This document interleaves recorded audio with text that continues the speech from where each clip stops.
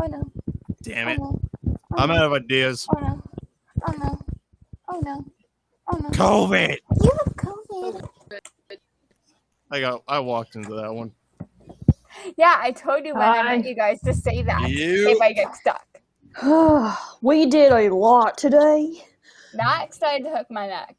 Yeah, Heather, you know why the hell I was live earlier on my iPad in really crappy quality? Yeah. YouNow decided to be an ass, and it took me 4 hours to get back in, by the way. But you got back in. I know. Literally, before my drum lessons started, it started to work. I knew because I had, 4 tabs of YouNow open just to make sure it would work. So I was doing the whole, security guard thing of looking at each monitor, and it was dumb. I'm really sorry if I call you guys bitches. I'm used to it. It's okay, don't worry about it. I'm used to it. It's okay. I've hung out with Nate so much, I'm used to it.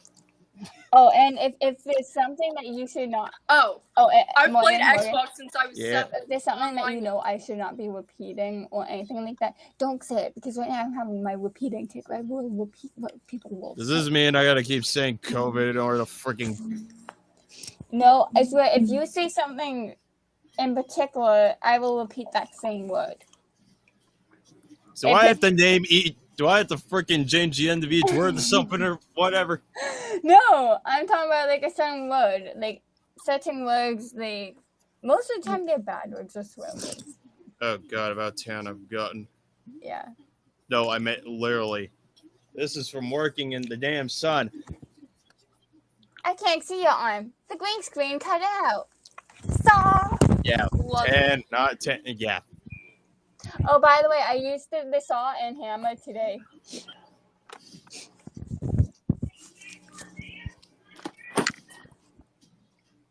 Yeah, you're right, Heather. I hit my hand a few times with the hammer. Okay, for the record, I've had worse injuries. And my thumb is very red. Including one point where my toe was messed up and I kept playing drums on here for a solid 4 months. Actually, hold on, no, I just realized there's a bruise right there.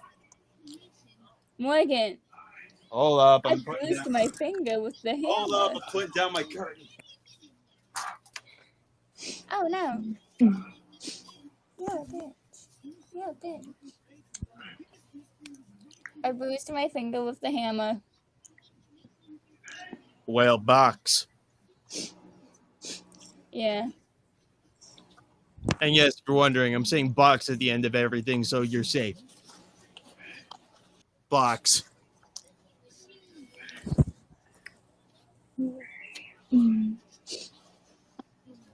I love your flag. Which one? Okay, what's that? Yes, I salute to that. Even though it hit me in the face once. I'm not joking. I was the person in my party committee who had to hold the flag as they were rising it, and all of a sudden it smacked me in the face, whereas I had to let go of it. It's like, don't smack me in the face, pride flag. I'm part of your group.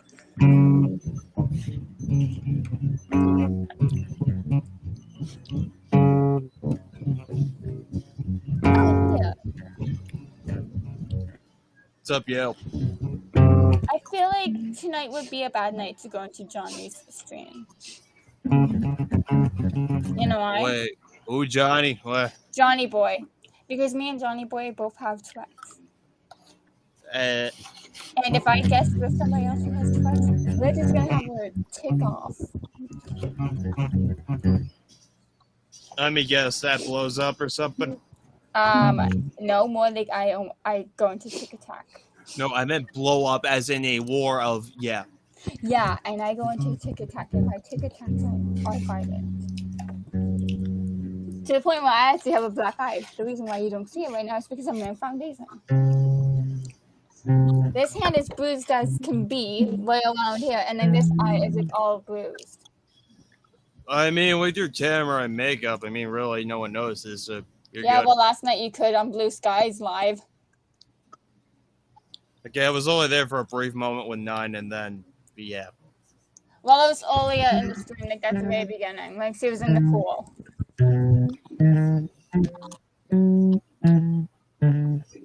You sound like a depressing song.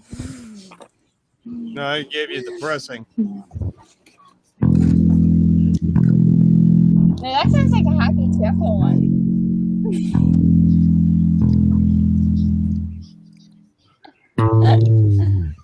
Wait, do you have mermaid makeup brushes? Oh my gosh, hang on. No, I have the unicorn ones. I have the unicorn ones. Oh, mine are It's just the same cheap as rainbow hell. colors. It's like the same rainbow colors. But mine's a unicorn. My favorite one is the blush one because it's so fluffy. They're also soft though. I find that's amazing. No, wait, hold up. Yeah, I'm a unicorn. I also have these ones that have like gold glitter inside of them. I'm a unicorn. And then I also have red ones. That's why they're called a unicorn blush. Because if you do this, it actually looks like a unicorn horn. And they're so soft. I love how micro soft they are. That helps for people who have like eczema. These ones, the ones with the gold in them, they're actually from Bath and Body Works. I got mine from Amazon. Are also really soft. Whoa! Don't be a fish. Don't be a fish. Don't be a fish. That sounds like a jellyfish. Kind of. I mean, you really want a weird sounding pill that I own? Oh gosh, This freaking thing. What is it? What is it? 5 flangers, 5 ring modulators, and a bunch of other crap. Do it! Alright, hold Do on. it. Because no, I have a habit of having a tick that will copy any sound I can copy. And I want to see how many I can copy. Like, I can copy the sound of a truck, the sound of the vacuum cleaner. There, and I'm turning off all the settings. The sound of a bagpipe, I can copy that sound. Okay, that is impressive.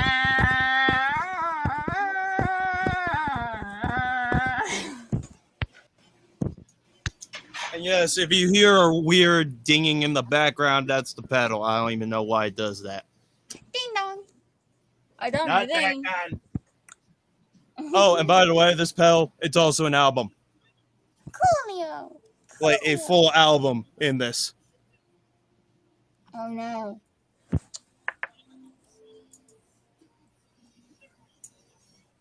Once I find the switch for it. Morgan, hurry up. I only have a few minutes left. I forgot the time.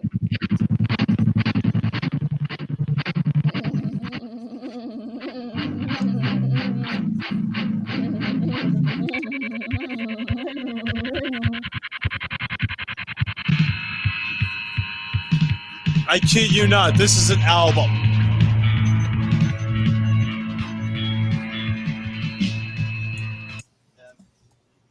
Okay, now the fun part.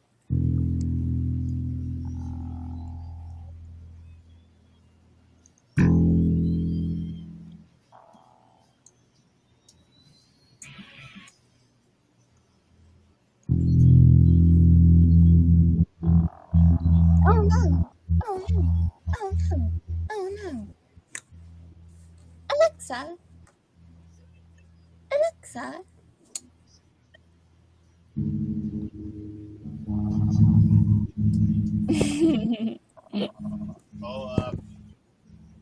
No, I feel a weird to take turn on. Alexa.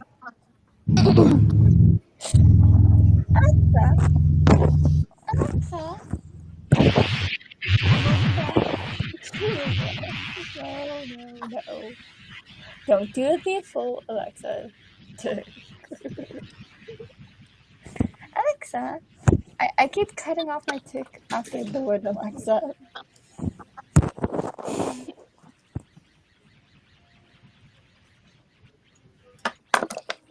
Alexa.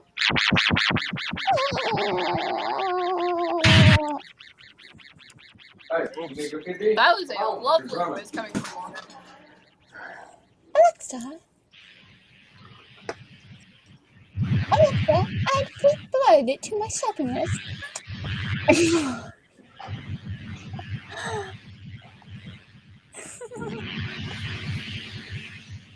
But yeah, here's a no. I'm uploading the, Oh no. Oh no. Alexa, add a blood pen to my shopping list. I said blood pen because I know at Spirit Halloween they have these pens that like they have blood in them and it looks like a needle. Alexa, Alexa, Alexa, Alexa, add a Kylie costume to my shopping list. I hate these kids. Because the thing is, what I say, I actually a tick on my shopping list. It's annoying. This is all my shopping list is by the end of one day. Alexa, Alexa, Alexa, add a camera to my shopping list.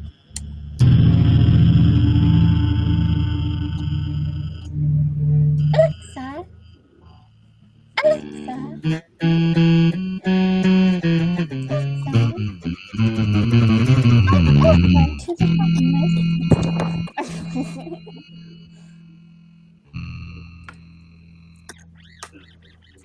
Alexa, Alexa, shut up.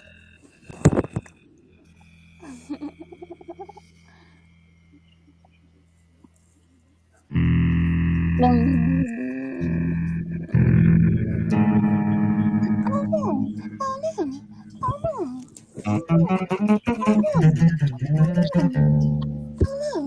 oh no, oh no, oh no, hey Morgan, oh no, Yeah.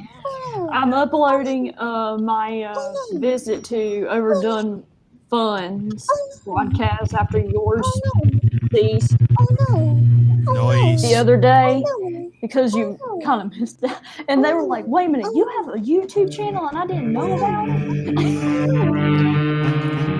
And Frosty was there. They're funny people from Medicine Hat, Alberta.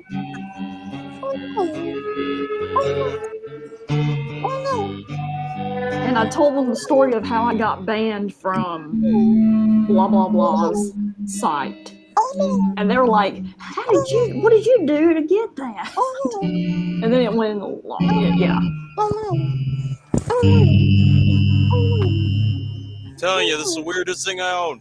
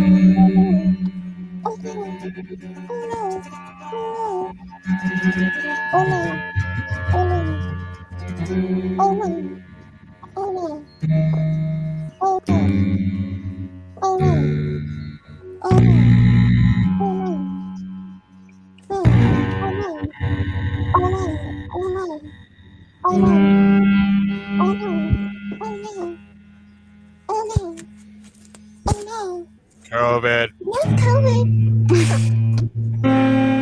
Thank you. I was gonna wonder, like, how long is this gonna last?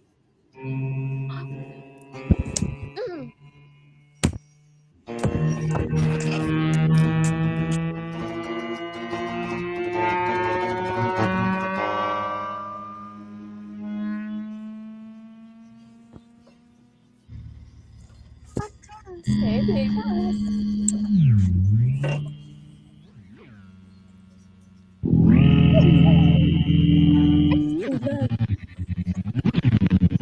Oh, and it decides to stutter when it wants. It's a Noise. Your background looks so familiar.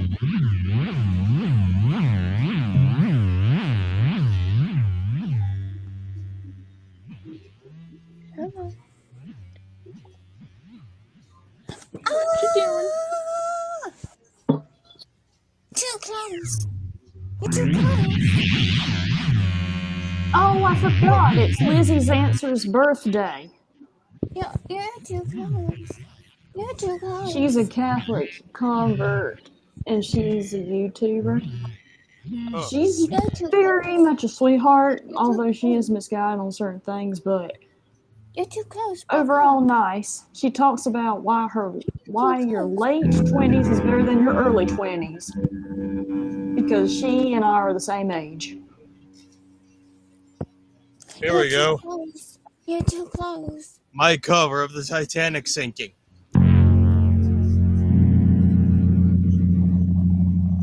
You're too close. Screw it. I'm gonna make this into a You're too premiere. close to the camera. Why not? You're too close to the camera. You're too close to the camera. Back up. Back up. Back up. Can you back up, please? Thank you.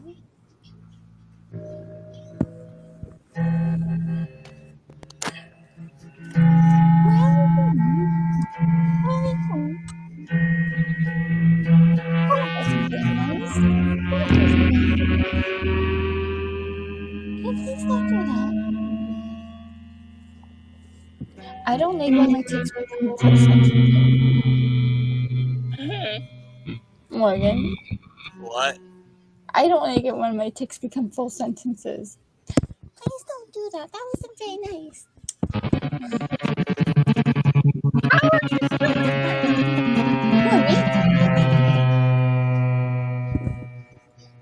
Who, me? No, Kayla talking about. Actually, never mind. I'm doing a scheduled premiere of this one because I think it's entertaining. No. Oh dear. My snake her thing because she's being butt. Oh Come on, dear. baby. Are you just gonna go to sleep in your skull?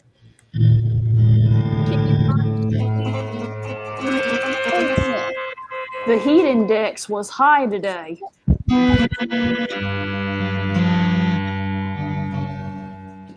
Bestie, can you not? No, I cannot.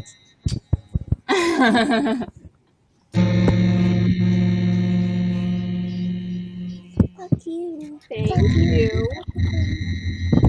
Come on. Come on. Girl. Oh dear.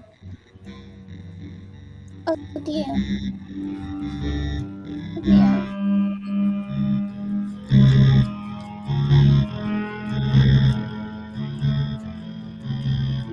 Oh dear. Come on. Ah. Why does it sound like the most haunted thing I've written? I don't know, bitch.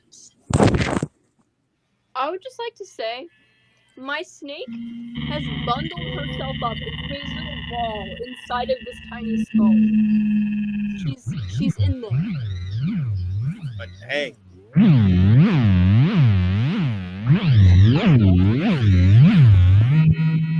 No.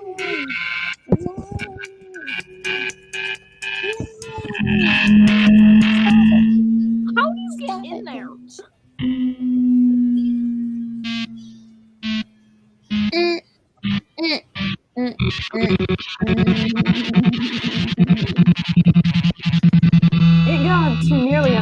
degrees today. I was barely outside much, so. Stop Yeah. that. I mean, it was hot, although I will say, That wasn't it's cooler outside than inside a vehicle. Stop. It's always hot inside the vehicle more so. Are you stuck again?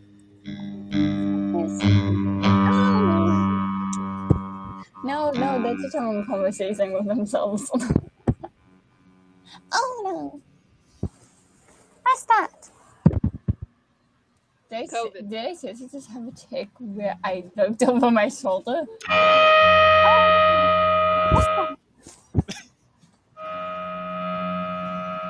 Actually, I like that.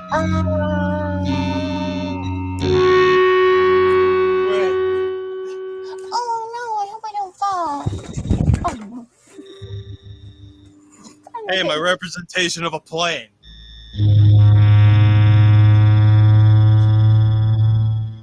Sometimes you're. Oh no. Don't do that. That's not very nice. That's not very nice at all. That's quite rude of you. Oh no. Oh no.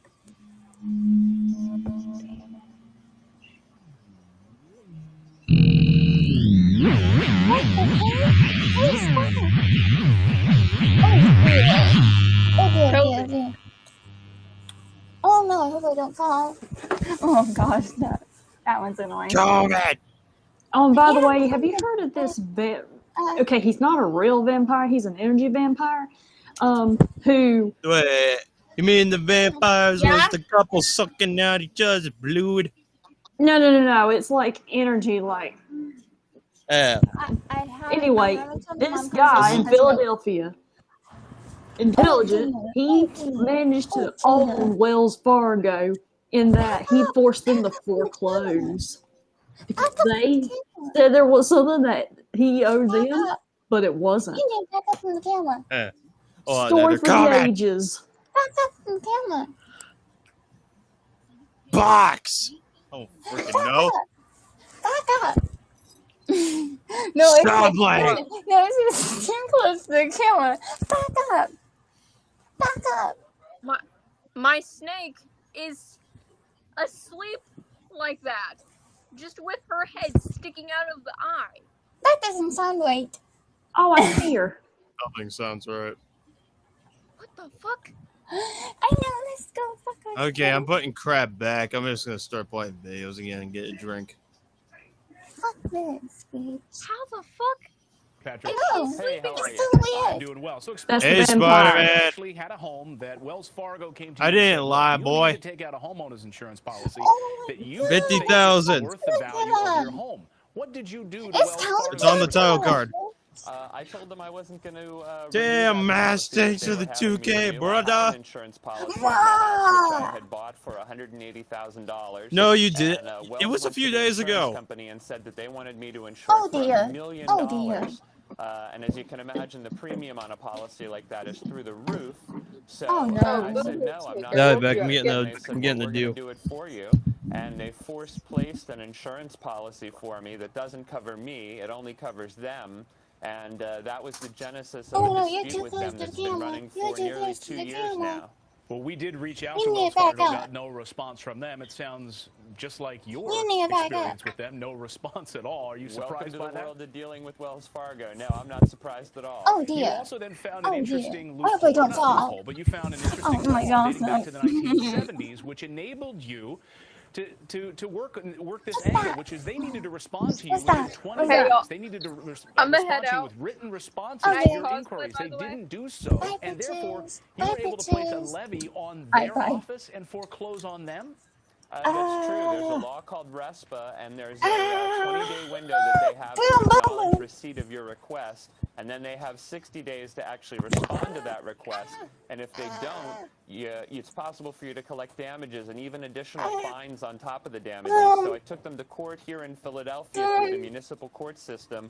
I won a judgment. Fuck They you, ignored the fuck you. judgment. The court advised them they had to pay. They ignored that court's advice. Oh, no. And so I got a sheriff's levy, and when they ignored that, I ordered a sheriff's sale on their branch in downtown Philadelphia, and they still weren't going to pay. But let me tell you, when the media coverage started and it was on the front page of the business section that their office furniture was going to be sold off to pay a judgment, I had a check in my hand the next day. Brilliant. And I can imagine a lot of viewers this morning waking up wondering if they're in a similar position. Do you think that your story opens the floodgates for other people watching this morning? I think it does. I mean, people ask me what I hope to get out of this, and one thing is if I wind up being the Johnny Appleseed of RESPA letters, I would absolutely love for that to be my epitaph. What's that? These RESPA letters are not difficult to write. There are numerous consumer resources sites on the internet. There's government sites on the internet that will help you with that process. And these RESPA letters, the banks are legally required to respond to them. So I would say to consumers, these are a very important tool if you're having a problem communicating with your mortgage lender. Patrick Rogers from my home city of Philadelphia, good luck to you, and thanks for coming in and telling your story this morning. Thanks for having me on. Thanks, Patrick. Coming up here on the show, the budget protests in Wisconsin. Bitch. Oh no, what's that? What is that? What is that? Can somebody tell me what that is? Oh no. Oh no. Oh no. Morgan. Okay. One sec. Morgan. Abby, Morgan, hold up. I'm trying to get my ass in my chair. I know Jeez. you're AF. I know you. What's that? I went to go get freaking drinks. What is that? I know. COVID. I know that. I gotta go. All right, go get some sleep. No, I don't know. Oh Lord. What's that? What is that?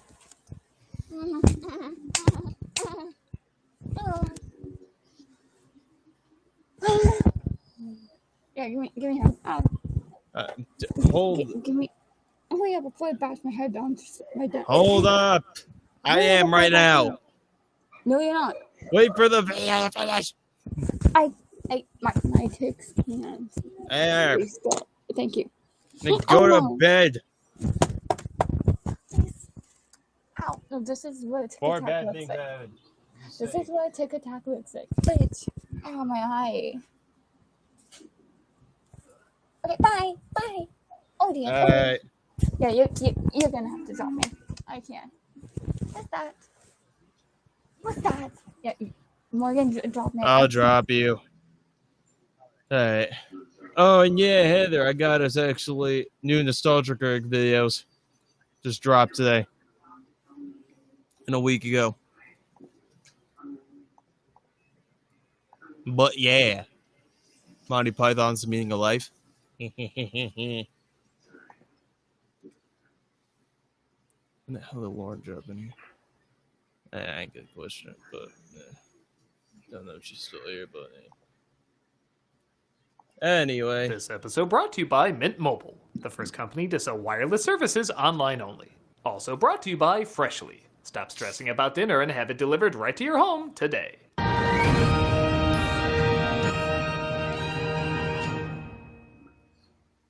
Ladies and gentlemen, behold the outcast, the creepy and depraved, the bizarre creations not meant for the normal world. Embrace the twisted weirdness of freak show cinema.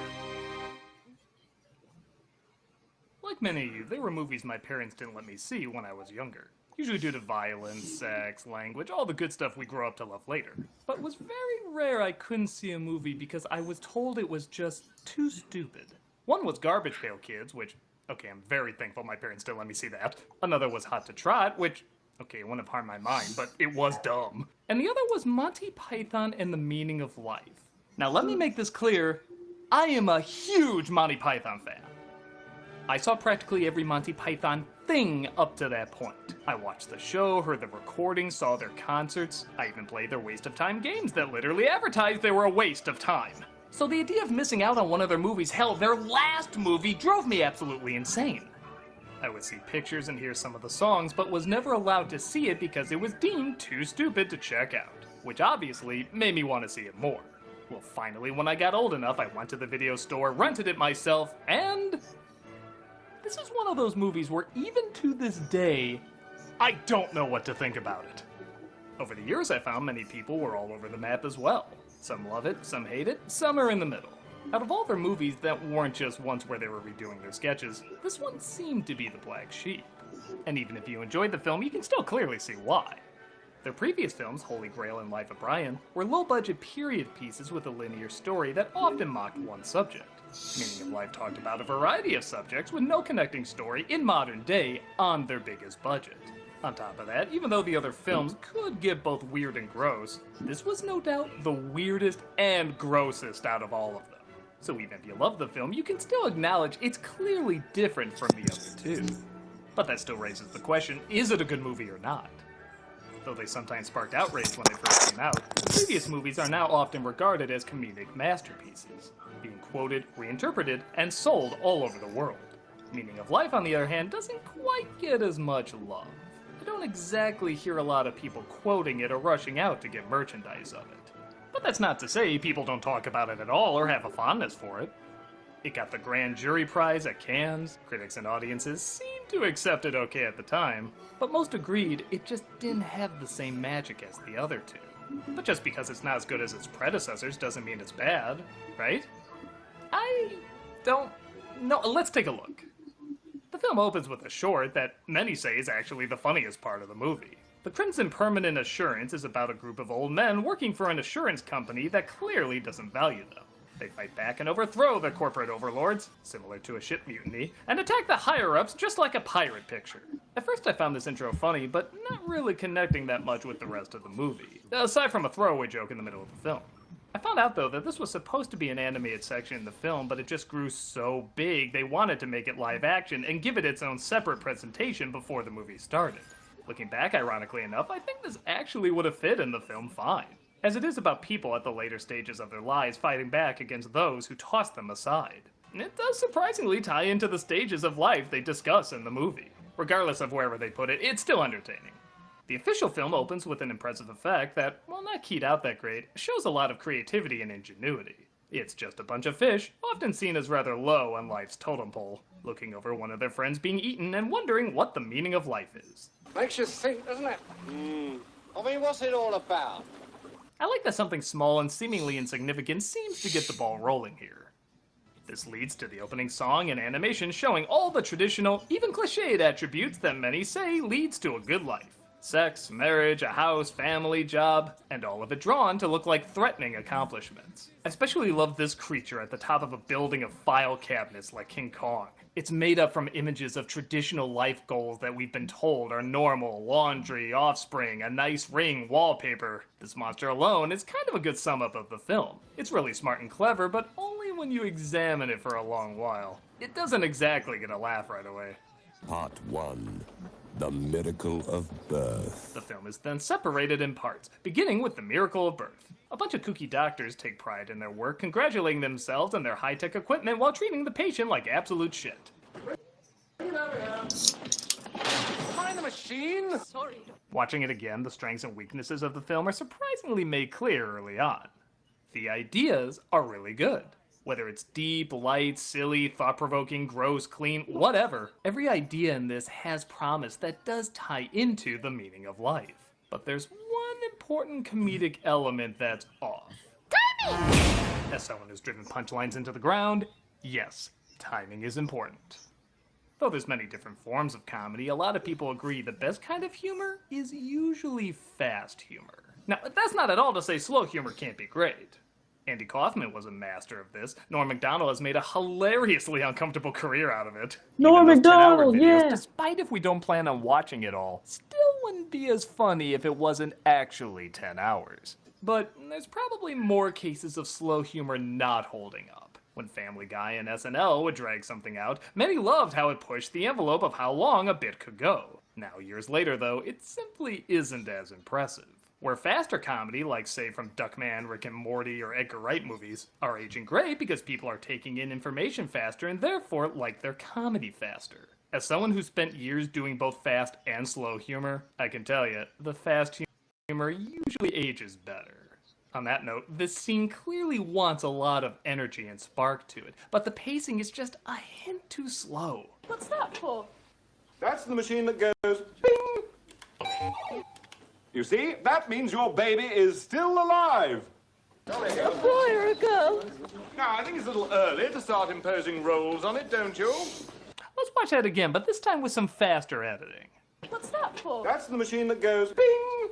You see, that means your baby is still alive. A boy or a I girl? think it's a little early to start imposing roles on it, don't you? See how it comes to life a little bit more? If Yeah. this scene was meant to be slower, it could work, but I really think it was trying to get across this fast-paced energy that wasn't quite there.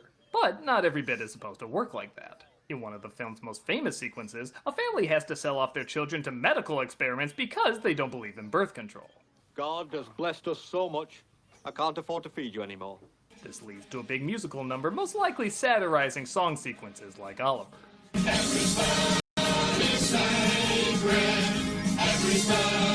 That was a view The point is trying to make it very clear, and on top of Augustina that, it's Pippa, done in the most but it's perfect not way. based This needed to in be a anything. big That's song why he's sequence only that went blessed all out in order to in get the a laugh. Orthodox Church, And even though I and said not a this one isn't saint quoted like in the nearly as much in as the Catholic. previous films, there isn't a person who's seen this who doesn't remember. Really every interesting, sperm is though. sacred. This is followed by one of my favorite visuals in the film, a family of a different faith talking about how much better their religion is while they watch countless children sent to the slaughter.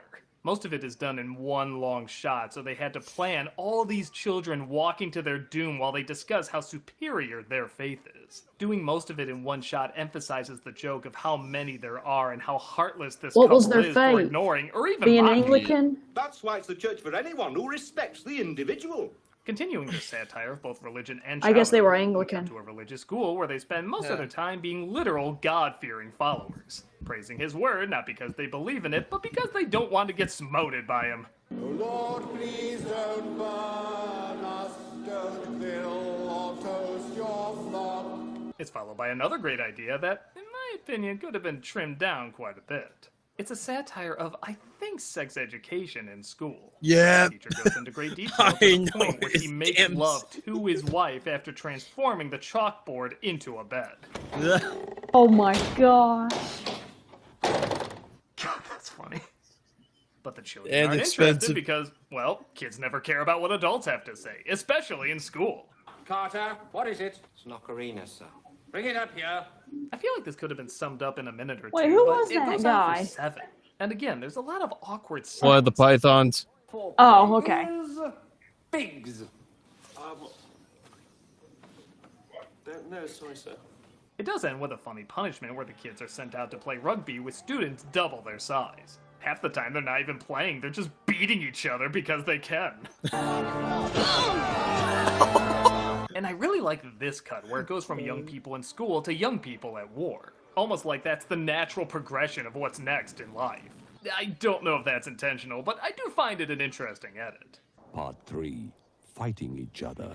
The next part is about war, as we see a battlefield where one of those motivational speeches you see all the time in movies Oh, goes too God. far when the soldiers become so emotional they keep giving presents to their commander, interrupting their rush towards the enemy. I say forget it, man. Let's not give him the cake. Blackett cooked especially for you, you boss. Yeah, he saved his rations for 6 weeks, sir. It's a cute bit, and I really do like the follow-up where a sergeant is asking his soldiers if they can think of anything better to do than training for battle. Every time someone suggests something, he tells them to go do it. I've got a book I'd quite like to read. Right, you go read your book then. I don't know if there's a ton of commentary to these scenes, but they do make me laugh.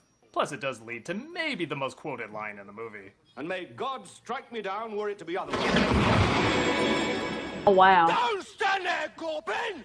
Like you've never seen the hand of God before! At least I think it's the most quoted. God, strike me down with a sponsorship if I'm wrong. My God, Houston. It's Are a all of the pythons still alive? I don't know about Terry Gilliam, but shoot, I gotta look into that. One I second. think he is. Oh, about Google it. I'm skipping the. We cut to the Zulu War, which I never noticed as a cameo from Michael Caine, as he was in the film Zulu. In possibly a mockery of classism, Right, but where I remember tons still of alive. soldiers are being slaughtered, but the higher-ups' concern is one of them. Okay, here's the Google results I got. Only surviving remaining now of the pythons: Terry Gilliam, Michael Palin, Eric Idle, and John Cleese. Well, good. At least they got John Cleese still alive. Lost a leg, and he doesn't even seem that bothered by it. So I guess Graham Chapman died. Yeah. I feel like this would have been a little funnier if it was like a bee sting or something. I mean, they small have like been that. around But since I the guess I do 80s. respect that they're trying a Or no. couple different types of jokes. No, to make it a little like stranger. 60s, actually. Yeah, they've been around that long. Oh, no, sir. I'm afraid so. Plus, this legit kills me. Making up a search party. Better than seeing a homeless enter. It gets stranger when we come across two men posing as a tiger, and we never get a reason why. There's a pro-czarist Ashanti chief. No. No, we're doing it for an advertisement. This is another one of those scenes where I can't decide if it's brilliant that we never find out, or if the build-up to nothing goes on forever. Either way, I love how committed these two are. Playing it like if anyone found out the real reason, it would be the absolute worst thing that could happen, making the mystery even more fascinating. He had an auntie who did it in 1839, and this is the 50th anniversary. No, we're doing it for a bet. God told us to do it. To tell the truth, we are completely mad. We then cut to the middle of the film. Yes, that is actually how they refer to it. Hello and welcome to the middle of the film. They ask you to play a game called Find the Fish. This is the strangest part of the movie. You looked after it like a son. Oh, God. And it will. Will it? Wow, they really... Wow.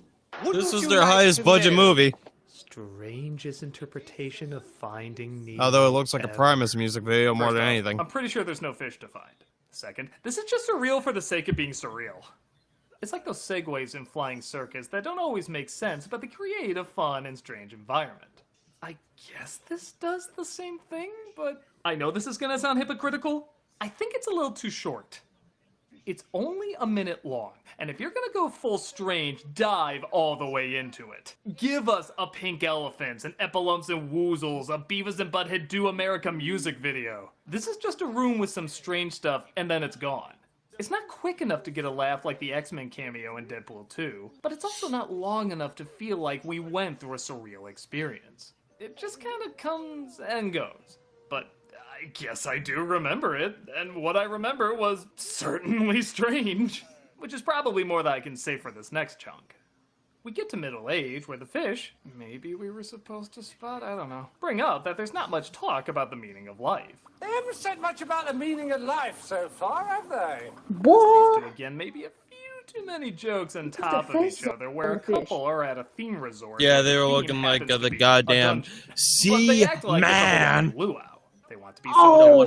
Don't want to make that sound but wrong. Also conversations to talk about, including the meaning of life.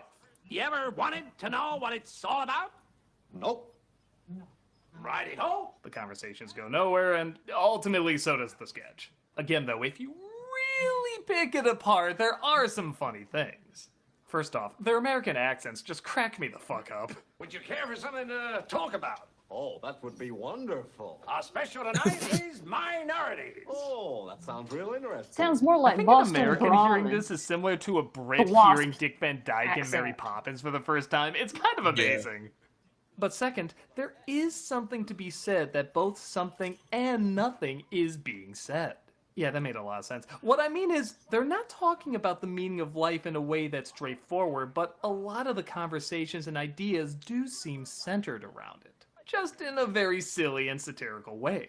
The next part, for example, is two people taking a man's liver because his card said he's an organ donor. Nobody seems to mind, apart from the man using his liver at the moment. And when his wife is asked if she wants to give up hers, it suddenly jumps to this song sequence about how vast the universe is. The universe itself keeps on expanding and expanding. This really is a charming and even poignant song about how insignificant we really are. But it's for something as silly as letting people steal your liver. The whole movie seems in battle with itself for having great meaning and no meaning at the same time. I suppose that could be the idea, as everyone would look at a film about life and see something different the same way people can look at life itself and see something different. Basically, it's Segue to the sketch existential. people seem to be the most divided about, the Mr. Creosote sketch. Oh, God. No, I think I've seen a clip used in some comedy shows, including The Daily Or Show. laugh their asses off at Oh this my section. God. And honestly, We swear I it's understand corn, both. weed, and water. It's just a huge guy who walks into That'll a make it fancy better. restaurant and pukes on everyone. That's it. We It's swear too simple it's- to say, oh, it's just gross out humor, so it's petty and beneath Okay, it's us, vomit. as, Yeah, right. I first of all, can't come some up of with anything the else. great comedy of the time has incorporated gross out humor. And second, I think the intro sets it up well. This piano player sings a song about his dick. Isn't it awfully nice to have a penis? Isn't it frightfully good to have a dong? But because it's an upscale restaurant, everybody sees it as daring and risque. If you keep that mindset, this routine is actually pretty clever. As because this guy has money and clearly comes to the restaurant a lot, Basically, just let him it's do whatever he wants, and it's nobody smack in the complains. face towards the rich people that think that, yeah, that I over, also like you the know. other Oh, rich people yeah. will make up these Obviously. insane excuses. Hey, this is as to Nicolette why in they 50 don't years. want to be there, as opposed to say If you it's think because about there's it, this wealthy, when it showed disgusting that guy. Protestant couple that were gloating how their religion's better than the Catholics, No, that wait. was mocking them too. The best YouTube content we could do. Sit Nicolette down and force her to watch Monty Python's The Meaning of Life. All over the seats. Does it go on too long? In my opinion, yeah, but the what part? A bucket for monsieur. I also like the other rich people will make up these insane excuses as to why they don't want to be there, as opposed to say it's because there's this wealthy, disgusting guy. I'm having rather a heavy period. We have a train to catch, and I don't want to start bleeding all over the seats. Does it go on too long? In my opinion, yeah, but the 10-year-old in me does legit love the precise timing of the projectile vomit. Order straight away. We next cut to one of the waiters bringing you a rather long way to show you what he thinks the meaning of life is. You see that? That's where I was born. He shows off the building of where he was born and explains how his mother taught him to bring peace and joy wherever he went. So he became a waiter. He then realizes it sounds kind of lame and attacks the viewer for listening to him. Oh. Fuck you.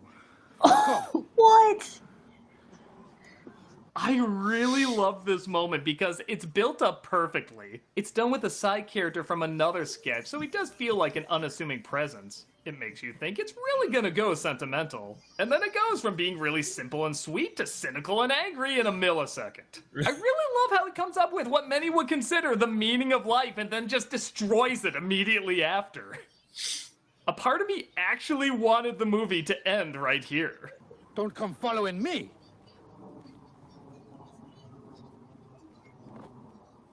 Just remember that you're standing on a planet that's evolving. Instead, we get the last portion of the film, death. This is a collection of sketches that are fine. One is a guy who gets to choose how he dies, so he picks being chased by naked women jumping off a cliff. The next is an animation of leaves committing suicide as they change color and fall to the ground. The final is the What's up, Grim Bear Reaper Bear? trying to take a group of people to the afterlife, but they can't stop yammering long enough to let him explain. Be quiet. Can I just say this at this time, please? Silence. What They're did paced you... fairly well and get some laughs. They just feel like something more out of a TV show than an actual movie. They work well enough, though. If for any other reason, just hearing Death say balls is pretty funny. None of you have got any balls. They take the ghosts of their cars to drive to heaven, again, a really great visual, and find all the characters in the movie listening to Grant Chapman's best Jeff Goldblum impression. And I'd like to sing a song for all of you. Sorry, American impressions really are the funniest thing to me. They sing a lovably tacky Thanks, like song fans. called Christmas in Heaven, and we're finally given the incredibly underwhelming meaning of life. Well, it's nothing very special. Try and be nice to people, avoid eating fat, read a good book every now and then, get some walking in, and try and live together in peace and harmony with people of all creeds and nations. I do really love that the most generic thing you can imagine is the answer. It's not mind-blowing at all. The whole film has that vibe, that it's both really important and not important in the slightest. Which again, I'm really thinking might be intentional. The final image is a TV playing Monty Python's Flying Circus floating into space as the credits roll. Again, it doesn't really match the endings of the other films, but seeing how this would be their last movie together, there is something sentimental about it. And that is easily the weirdest Monty Python movie ever made. Is it any good? It kind of depends. If you like good ideas that are presented in a trollish type way, I think you'll get your money's worth. If you're looking for something that has a clear focus and rapid-fire humor, it's not that. I can't act like this is my favorite of their films, but I will admit every time I see it, it does get me thinking. With the other films, it's very clear what they're trying to get across. It's also very clear when it's supposed to be clever satire, childish silliness, or a combination of both. With this, it's not quite as spelled out, which means some can leave feeling empty and cheated, but others can get a conversation going about what certain moments in the film were trying to say, if anything at all. I think I probably respect it more than I like it. I do really admire the variety of jokes and strange ways they try to present their material. I think there's always going to be a small part of me that does really enjoy this, even if I don't put it on as much as the other ones. What's up, Darren? But enough about me. What are your thoughts? Do you think it's an Thanks underrated about your gem, hands, a boy. missed opportunity, or something different altogether? Let me know in the comments down below, and remember that you're standing on a planet that's evolving. Revolving at 900 miles an hour. I'm a nostalgia critic. I remember it, so you don't have to. Alright, and this next one is Don Bluth. This episode brought to you by Honey, the easiest way to save money when you're Shut shopping up, online. Mr. B Also brought to sponsor. you by MeUndies. With a variety of prints and sizes, however you want to be you, we got Yeah, you I'll play covered. this after.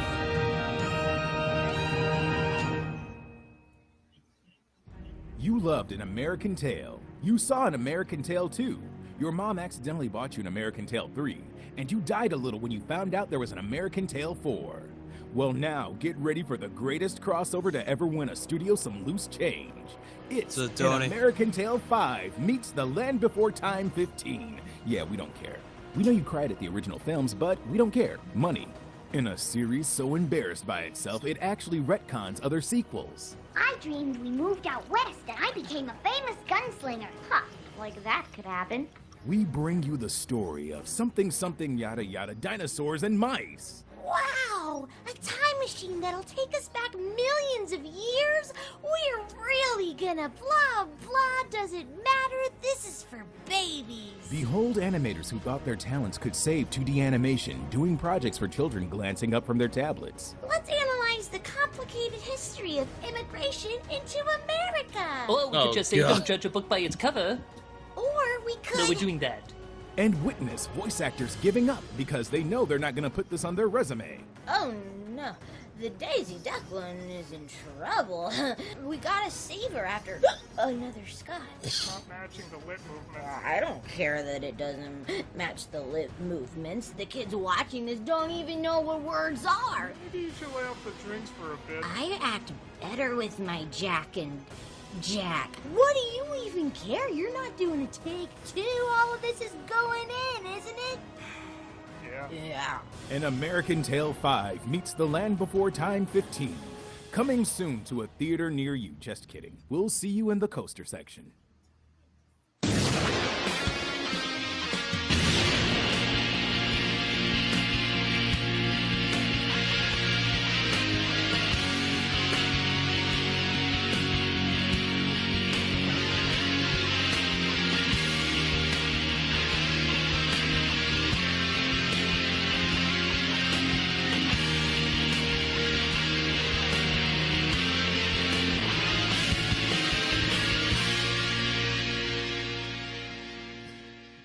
Hello, I'm a nostalgia critic. I remember it, so you don't have to. It's no question that Disney has been and still is the king of American animation, but that didn't come without a lot of ups and downs. One of the toughest times for Disney was through the 80s, when things got so bad their high-budget film Black Cauldron lost out to the Care Bears movie. The fuck? What now? A lot of films from other animated studios popped up, taking advantage of a market that Disney didn't seem to be satisfying. Some did well, some floundered, but the one that hands down gave Disney its biggest scare was, funny enough, from a former Disney animator, Don Bluth.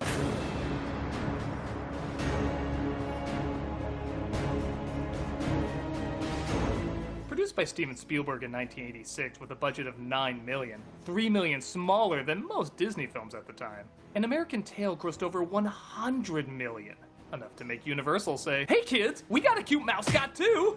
Many argue this was the film that scared Disney so much it forced them to up their game and begin their animated renaissance. I don't think it's a coincidence that a Mouse movie was made during and shortly after this. Emotional pop songs with big singers now had to be in every animated movie, as well as work their way into the story. And, well, Disney had to look cleaner and more polished because other productions were capturing the Disney feel more than Disney was, and with less money. While many do love this film, it's often seen as a simple kid story about a child finding his family. And while yes, that is the plot, there's a lot more commentary going on about American immigration in the late 19th century that kids would never pick up on. Hell, even some adults miss it. So I want to take a look at what makes this a visual, emotional, and technical wonder almost 35 years later. So get ready for some scary imagery and tough love because 80s movies, this is American Tail. We open in Russia in 1885 as per animated film logic. All animals living with humans must live as puns of those humans. Enough already, they'll never get to sleep. These are the Moskowitzes. A family so poor, literally a rag and a hand-me-down hat are present. It's too big. You'll grow. We're introduced to little Feifel, who I will admit I was shocked all these years later is not annoying. I know it sounds odd, like obviously we're not supposed to find the lead annoying, but really think about kids in kids' films. They're either too self-reliant to the point where they feel phony and unrealistic, or they're so whiny and helpless they become phenomenally obnoxious. Feifel, for a cartoon mouse, feels like a real little kid. Angel, are you all right? Yes, Mama. Then never do that again. Stick with me, okay? Hey! What, were you engaged or something? This is my home now. He's extremely vulnerable, but he doesn't complain. He's not super bright, but he is super imaginative. And everything he gets emotional about, you would get emotional about too, especially at this age in these situations. He doesn't just quote catchphrases because he's not portrayed as a cool kid, he's portrayed as a real kid. And that's surprisingly rarer in children's films than you would think. So what if he's not the best singer? He's got Alright. While talking about their dreams of America. There are mouse holes in every wall. In America, there are breadcrumbs on every floor. If I were a rich mouse, yabba squeaka squeaka squeaka, yabba squeaka squeaka dum. Their village is attacked by Don Blue's ever bizarre fear of felines. No, seriously, there are guard cats in this world. I guess even the Jewish mice had to be purged from these villages. For whatever reason, they look and sound like trained canines. Have you ever trained a cat to hunt something they didn't want to hunt? Hey, Chaplain, remember the sock of that person I had you get the scent of? Go find him.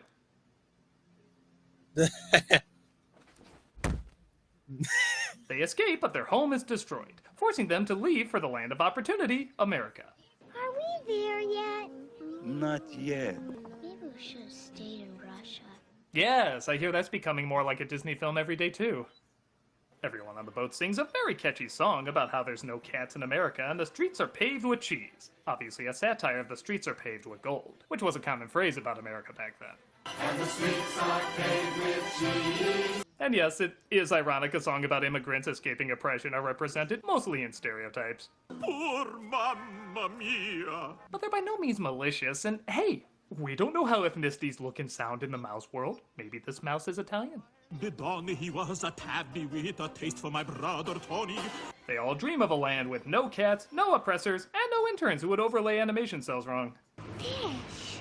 Feifel gets excited about seeing fish during a storm and gets toppled by Aquaman's drunken bitterness. The funny thing is, Spielberg apparently told Bluth to tone down how scary the monster was in this scene. So anyone that complains that this movie's too mean, remember, this is the nicer version.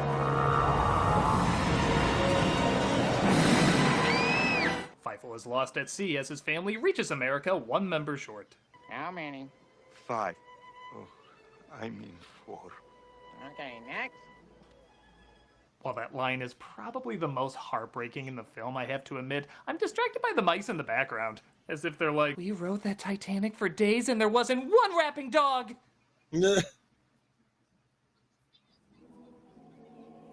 Feifel makes his way into a bottle floating towards New York, and I should say a good chunk of why this film feels so epic is James Horner's amazing soundtrack. When Feifel sees Lady Liberty, the choir actually sings the poem inscribed on her. It's still a chilling moment, even as an adult.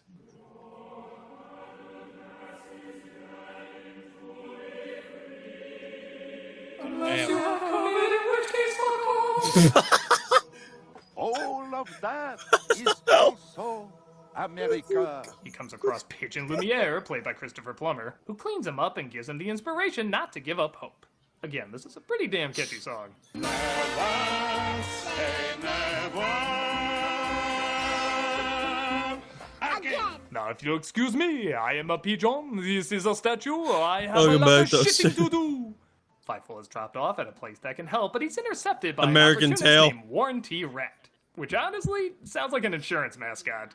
I'm looking for my family. I know exactly where they are. I also know how to save you 15% or more on car insurance.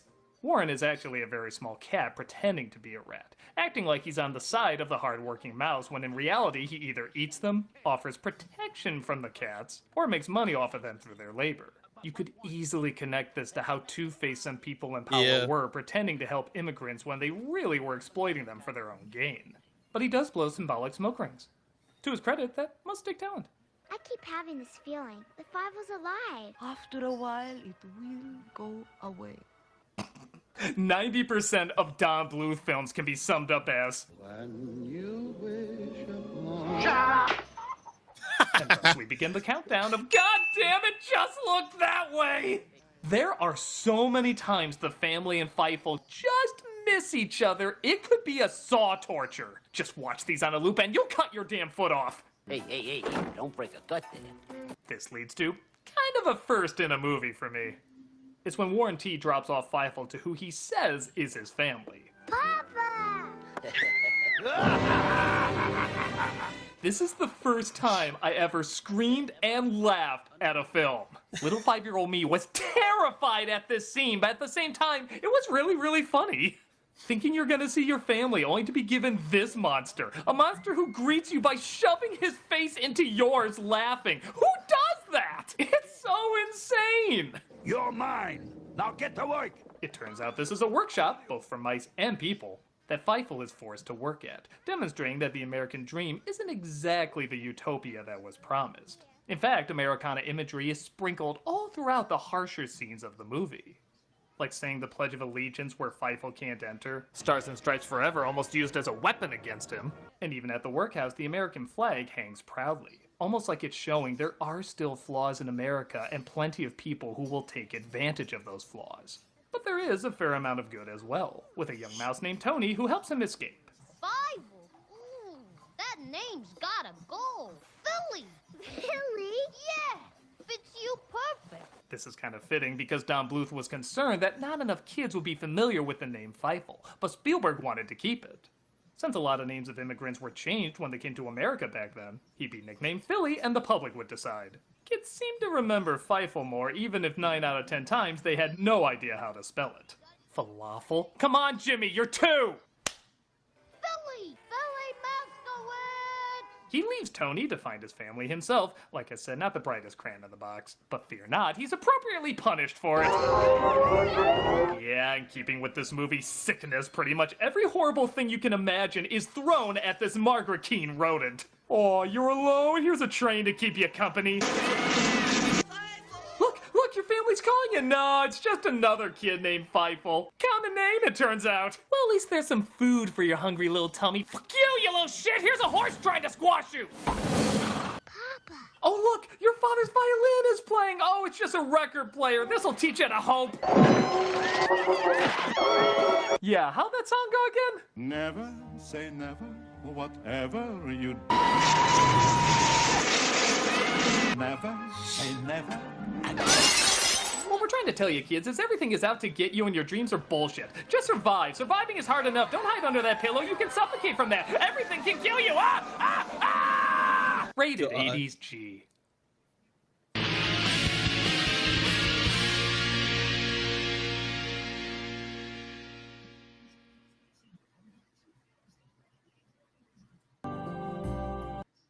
After Fightful falls from rich living to poor living, literally sinking to that level, he once again comes across Tony and realizes his streetwise ways might be a better alternative to going at it alone.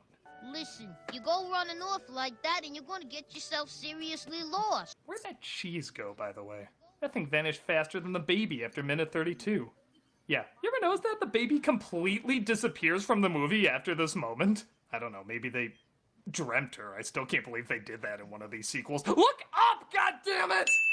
We have free speech. You can say cat here. Cat, cat, cat, and double cat. On his way to finding help, he comes across an activist named Bridget, who's trying to fight against the evil cats.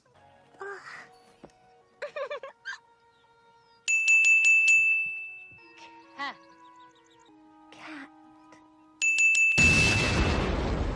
Well, that's it. Princess Daphne fucked a mouse at some point. Jesus, they make her pupils so big her eyeshadow literally casts an eyeshadow. But there are no cats in America. Feifel tells everyone there's no cats in America when arguably the most patient feline in the film attacks. Yeah, so this was the scariest scene in the movie for me. As far as I was concerned, when you were eaten, you're dead. This was officially a snuff film. The rest was just gonna be him being digested. Thanks, Mom and Dad, for taking me to this. But I guess he saw this cartoon and made his way out, discovering that there are, in fact, quite a few kitties in the USA. Just look to your right, you don't have blinders! It's my third week today, and I'm not finished. Bridget takes him to a politician named Honest John, who is loosely based on a real person, but again, not the most sensitive portrayal. His alcohol is so strong, it literally burns holes in the ground. Nevertheless, he's taken to him to see if he knows his family.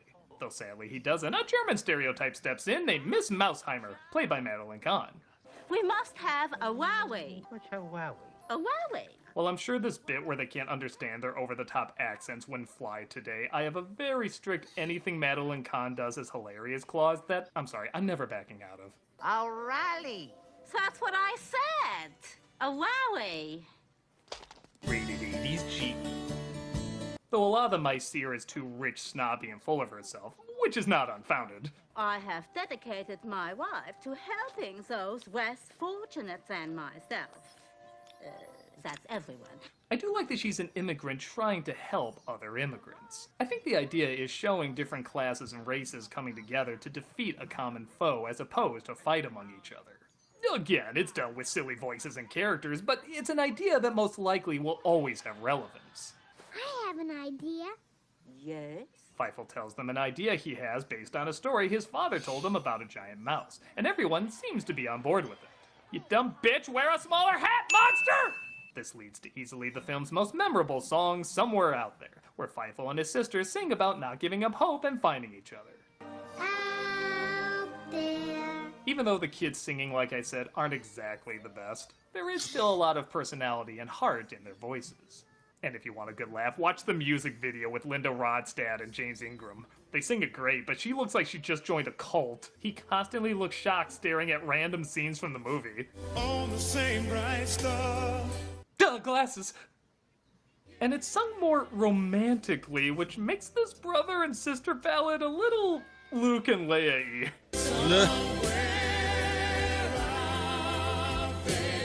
Jesus Christ, they live right next to each other. Out There is 2 steps away, kinda loses its epic scale. Oh well, still a good song, which takes us into the mice putting together their secret weapon to get rid of the cats. The laboratory mice, the teams have been sliced.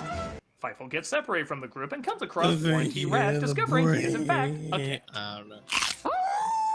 Though verdict's still out on dog, I guess. Bluth, you know the difference between these two, right?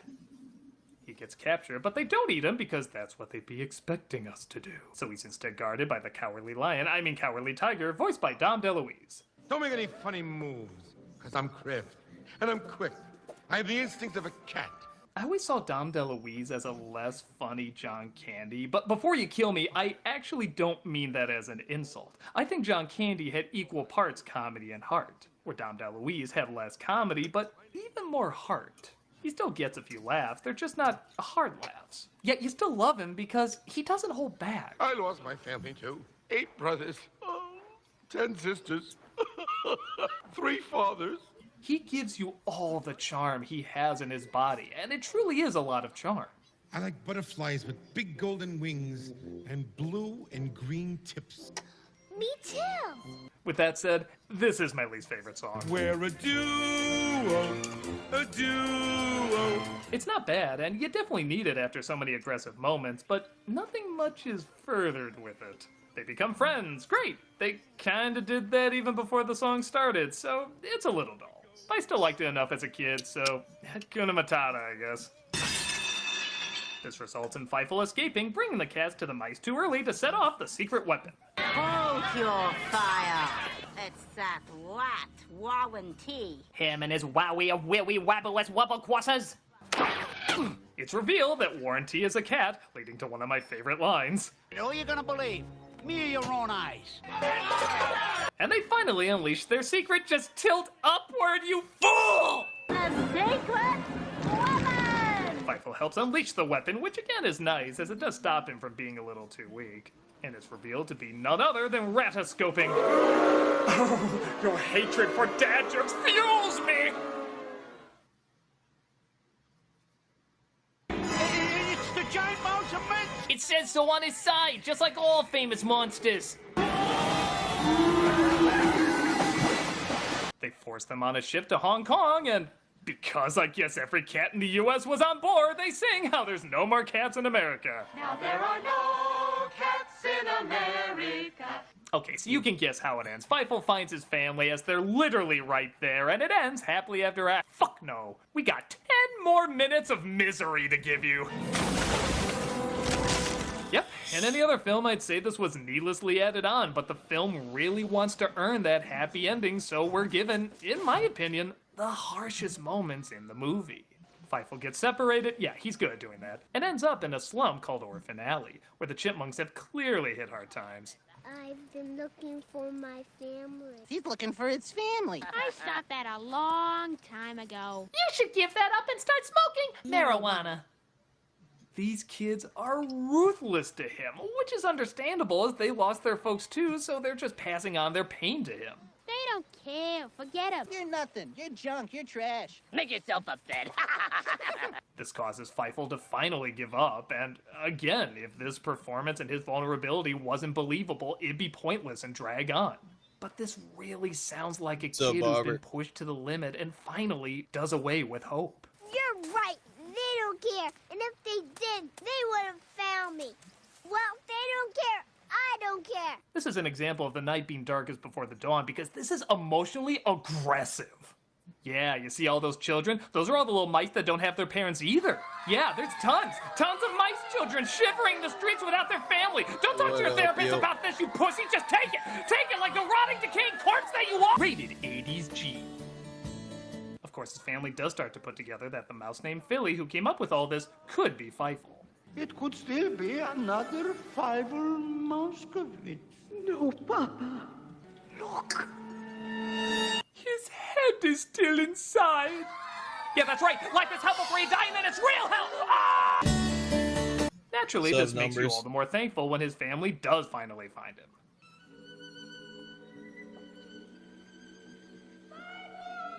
That's 6 times, folks. If you took a shot for each one, you'd be blitzed by this point.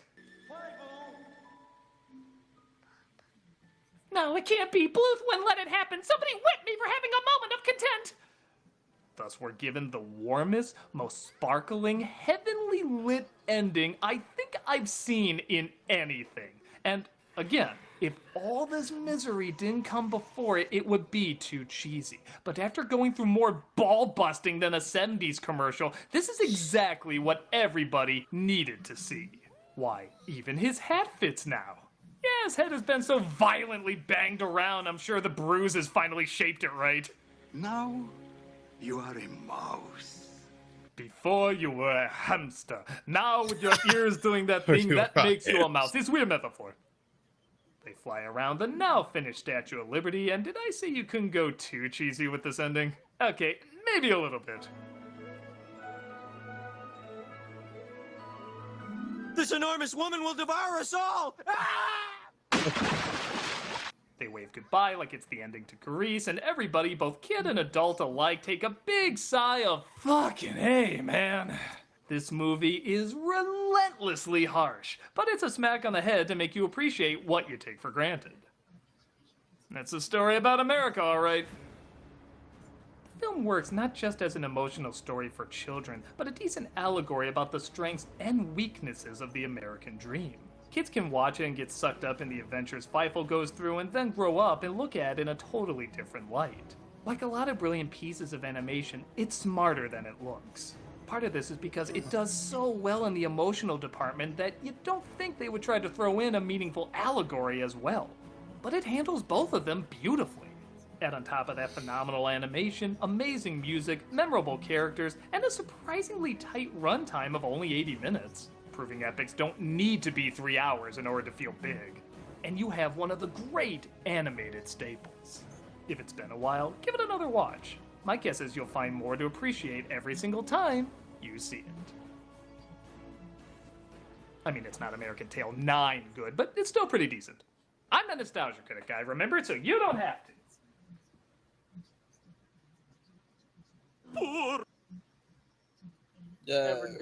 Okay, your first. All right. Now this is your preview. Your first right? fuck session. Gotcha. So. Oh, Heather, what's up? This is when I'm 15, right? Because I'm 20. Hello, Heather. Hey, Farazi. Hi. Like, what's your name again? My name's Jackson. Okay, Jackson. All right. And Robert in South Carolina. Are you on the coast? You're way more south than I am, so.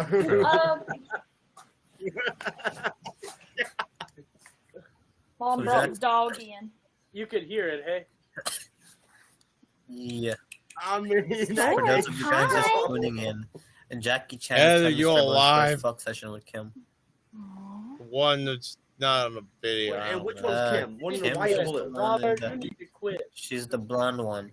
The other blonde.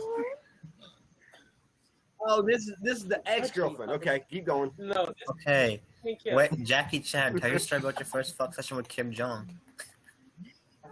Okay. I believe it is a husky from the way it looks. It is a husky. It is definitely a husky. It's a Siberian husky.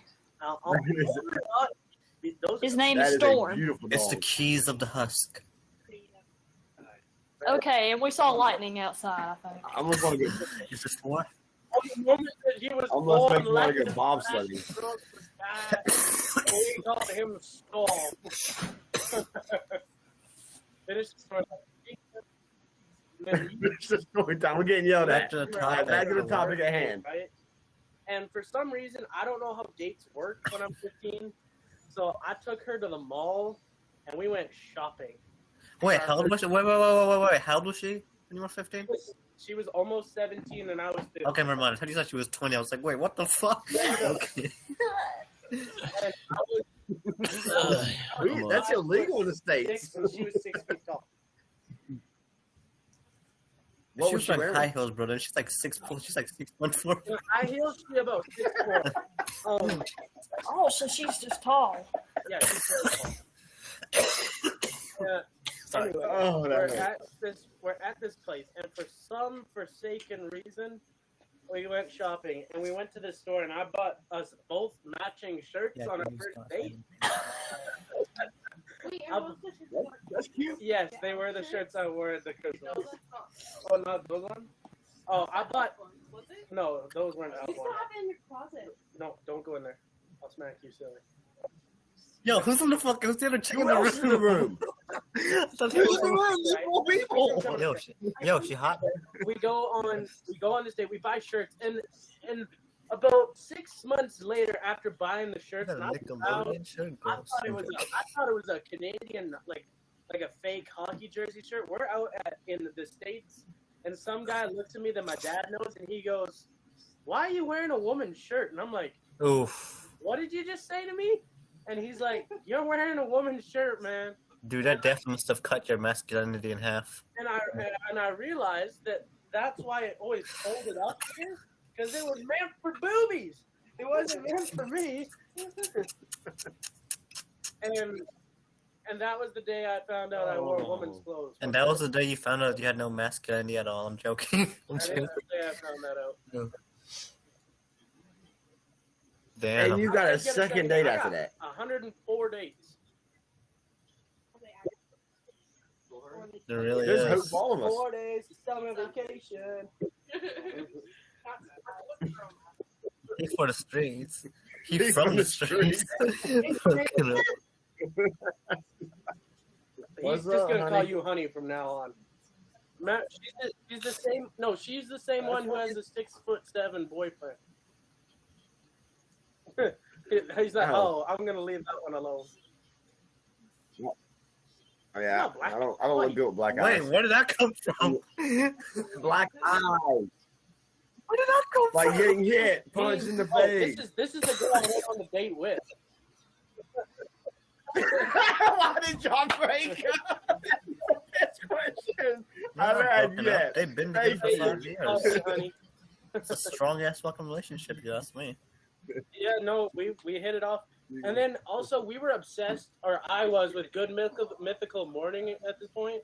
So before we went on this date, we went out. We just went to go get slushes. So we went to go get slushes, and I bought 2 bags of chips. I bought ketchup. Wait, you got slushes from where? 7-Eleven? Yeah, or somewhere like that. Yo, what it be in Cypher?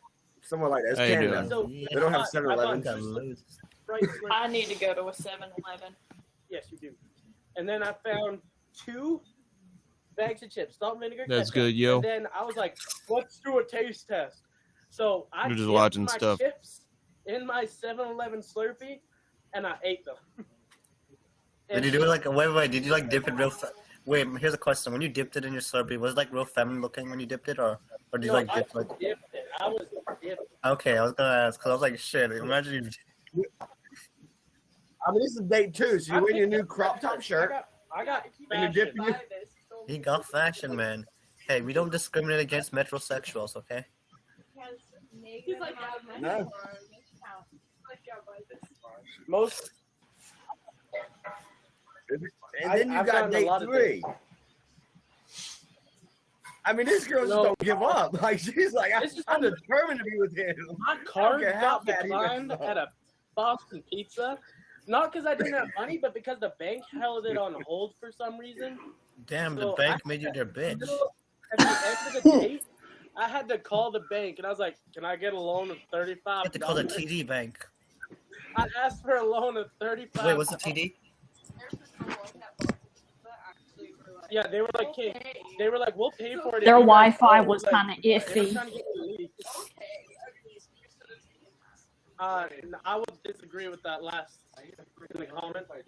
Dude, you think his performance is good in bed? Just look at him. I'll stop. Oh my gosh. I'll stop. I will hit you with the cane. Dude, don't try to me with a good time. I like it. I missed that. I didn't do that. What's up with your Wi-Fi? I don't know. Yeah, what the fuck? Whoa, what are you fucking waving around? What's that big long red shit? Congratulations. I got to fan you after that comment. Okay, Jordan, wait, I'm assuming you're Jordan. I'm assuming you're Jordan. I'll fight you all in a cage. Jordan, what is in your hand? What is that? Oh. Yeah, no, that's not just it. Oh no, we don't do story time about that. We're good. No, it's the Canadian flag. Ah, okay. I'm sorry. I'm like him today. Oh, family's weird. That's what Robert chimes in. That's what I'm here you want to hear a story about the first time you guys did it in bed? No. In defense, me and him's never done it in bed together. Do it. Just do it. She left. The broadcaster's been disconnected. No, we're here. Okay, thank God. Now. And now we're on slow mo. Oh, you're disgusting. I remember the first time I slept in bed. I had this cute little baby blanket, and it had walls with beds so I couldn't roll off and fall. Is that not what we're talking about? If you take it literally, yes. Okay. The first time I did with my ex, I almost rolled out the bed and got fucking blunt trauma and shit. I almost fell on her fucking high heel. My head, bro. I almost fucking killed myself. I don't want to talk about it anymore. Jax, repeat that. Your mom. My performance. No, Frozzy will be on my live, and then like he'll be here for like 10 minutes, and then all of a sudden his eyes will go wide, like they will look big on a cow, and he's like, I have to go flirt with someone's mom. I'll be back. That is true. That's a And true then, story. That is actually what happened. Yes. I'm sorry. I can't help it, man. There's some beautiful looking milfs in this world. Maybe not milfs. I mean moms. But yeah.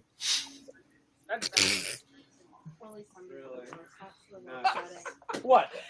Look, let's be honest. Anybody who's a single mom, I'm 100% sure they'll never admit it out on fucking stream, but they're definitely a milf deep down inside, and I have to take advantage of that. Anyways, we need to not talk about that no more. no. That is unholy at its core. Unholy, dude. Who said I was holy? Wait, whoa, Heather. Yes, I do. I'm trying to ask a question. I like the What is I like it? injections in I general. want to hear you say a really Canadian phrase with your accent. Okay.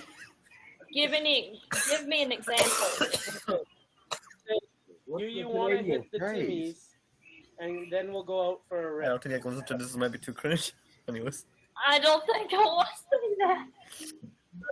No. It just means What's we'll it get mean? coffee, and then we'll go for a drive. Oh, okay. Yeah. Repeat it again. Okay. I know. Say it again. Say it again. Okay. Say, you want to go to Timmy's, and then we'll go for a rip. Thank you. We'll go for Timmy's and then go for a rip. For a rip. Me personally have never been on ChristianMingle.com, but if I was to get on it, I feel like Heather would be the first Oh, person I that don't. pops up. I don't do that. I don't do dating ones. I'm actually on the grid, off the grid, regarding the internet. I only have a YouTube channel, a Discus account now. Oh, this is where I'm Okay, under blah, some blah, blah. websites they have this program called Discus, and you can leave comments under certain websites. That might come in Well, handy I one don't really day. go there anymore because I got banned from this guy, blah, blah, blah. Farazi will know who I'm talking about. Yeah. Yep. Dingix McHaggis. It's a long story. I got banned from there. Well, that's why I'm on you now. I got How banned. did that happen? I want to fucking hear that. So I can't do it no more. Yeah, that's what I said. What do you have to do to get banned from? Okay. There's this guy named What? Ted Bad who claims to be Catholic, yet he doesn't go to the church, or he's a hypocrite. And he has said things in the past like gay should be put to death I'm not associated and with stuff this, like guys. this. And his dad lied about being a former PLO terrorist turned Christian, because there's been other people that have faked that. Uh-huh. Basically, they're scammers. Although he claimed, yeah, Farazi helped me. A tourist. They basically they spoke so much shit. Then they speak a lot of shit about you, like on every fucking site, like on YouTube, on fucking YouNow, or like everywhere and shit. Like No, only once, and that was it was Ted, but it was because of he found the video of me and Morgan and them oof, yeah, they leaked basically it, didn't roasting. We were roasting his taste in music. Good. Because this is coming. He said Elvis and Johnny Cash and Frank Sinatra sucked. Who says that? I can't agree with any of that. I love Johnny Listen, Cash. I will jam. Exactly, it's disrespectful to how far music has come. Okay, He just said don't that. hate me, but with Elvis, ever since I heard about the fucking bathroom incident, I kind of stopped taking him serious. But moving on and shit. Rosie, He's ever just since like I the heard music. about you leaving streams to go find people's moms, I stopped Jesus taking Christ, just do not over there. You're not over there. Get over that. Okay. Oh. Okay, Shay wants to know If it ain't Marilyn Manson, I don't listen to it. what you hate about women. Okay, I'll tell y'all right now. I hate when girls paint their nails. I hate when they have long nails. I don't like it. It's weird. I'm complete opposites of my man. I love him. I'd do anything for him, but I love women with nails. Oh, and if you want to, look up Rational Wiki's article on both Ted and his dad. What do I fucking hate about women? Okay, I will. But no, I don't like it. I don't like. Who said it best? I can't remember who said it, but they said it's like I don't want to see it if like you can't wipe your bum. I'm probably dead meat again. I'm good. Where did this come from? Who would say that? Nobody says that. I'm pretty sure. Fingertips. Or they can wipe your ass with a towel. No, it was Zach said it. Zach said that. Dude, Jackie said. Feelings, what up? Fucking towel. How you doing? Problem solved. Yeah, but you still got to be able to grab whatever it is. You're like, here, I'll show you. Okay, but no, don't. Listen, I'm pretty sure I can. Jackson, look, I'm pretty sure I can grab this without my nails fucking sticking through this. Fingers and toes done. You know. Look, the only thing I might really hate about now look, it's kind of fucked up to say what you hate about women because all women are different. But if I have to fucking say two things, the unnecessary time it takes for them to fucking get their makeup, the fucking need they feel to look publicly fucking presentable, to get cake faced, and the second reason I don't know. Too much is never good. Yeah, I agree. And the second reason is when they sugarcoat because they're too fucking scared. Because they think they're gonna be so mean if they tell the truth. Now, not all women are like that. Not all women. I definitely don't fucking think they're all like that. But yeah. I honestly, sometimes Kim wears makeup. I can't tell the difference. But I also need glasses. But I always think she looks beautiful. Like I don't really, not really. And you're always supposed to think your woman looks beautiful. There's nothing wrong with that. And I appreciate a woman that gets dressed up for her man. The only where it comes into the fault and negative is like you said, I should not be able to write my name in your forehead. That's where I have a problem. Wait, who the fuck says that? I can physically write my name in your makeup. That's too much. Forehead and wear too much makeup.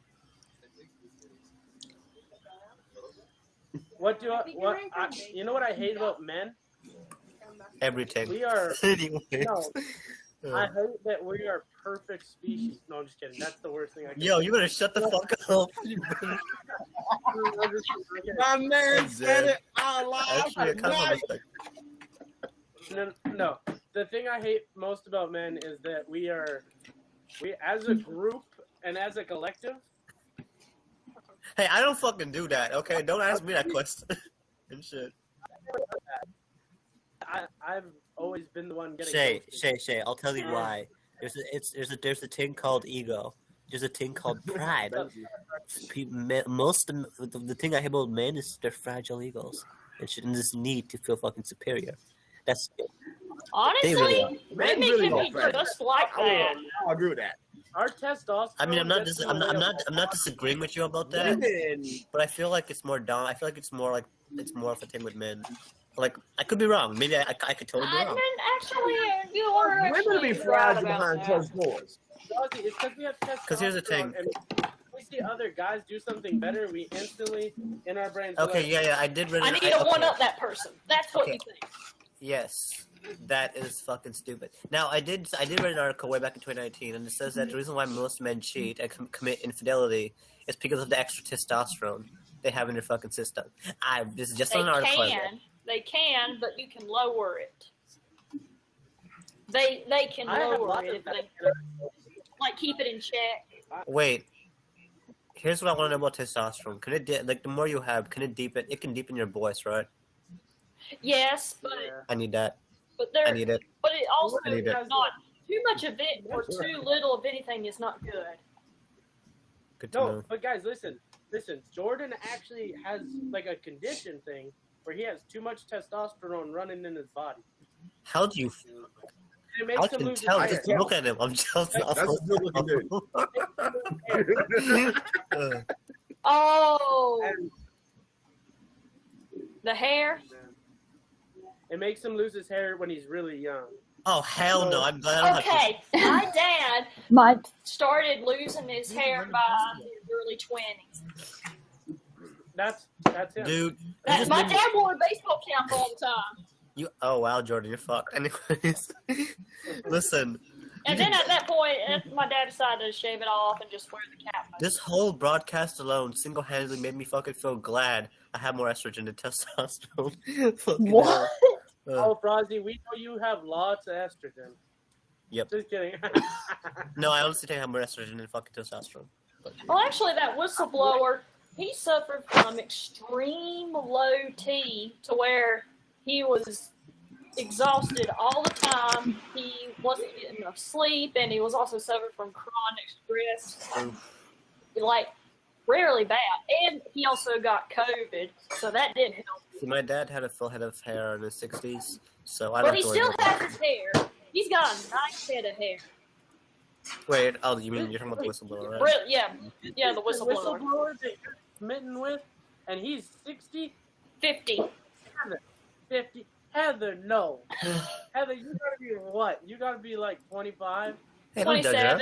Okay, she didn't still some fucking older men, then hey, props to her. I mean, actually, that's been my rule all night. 25 ahead, 25 below. He has said that all night. You allowed to get Listen, 15 up and my limit is fucking early 40s, but only if they look late 20s. Only if they look late 20s. That's it. If they have Like wrinkly J-Lo? ass, No, wait a minute. Yeah. She's above that. if they have wrinkly ass fucking skin, then I'm sorry. That's just like I don't care if it's a little bit. Well, But Taylor don't. that's good to know. Like if they look like a fucking scrotum, no thank you. I don't want to. Who the hell with the wrinkly ass nuts? How about 15 years old? Are you in Shay? Are you? No, there's nobody in this live touching that. No. Shay, what is wrong? What the hell, man?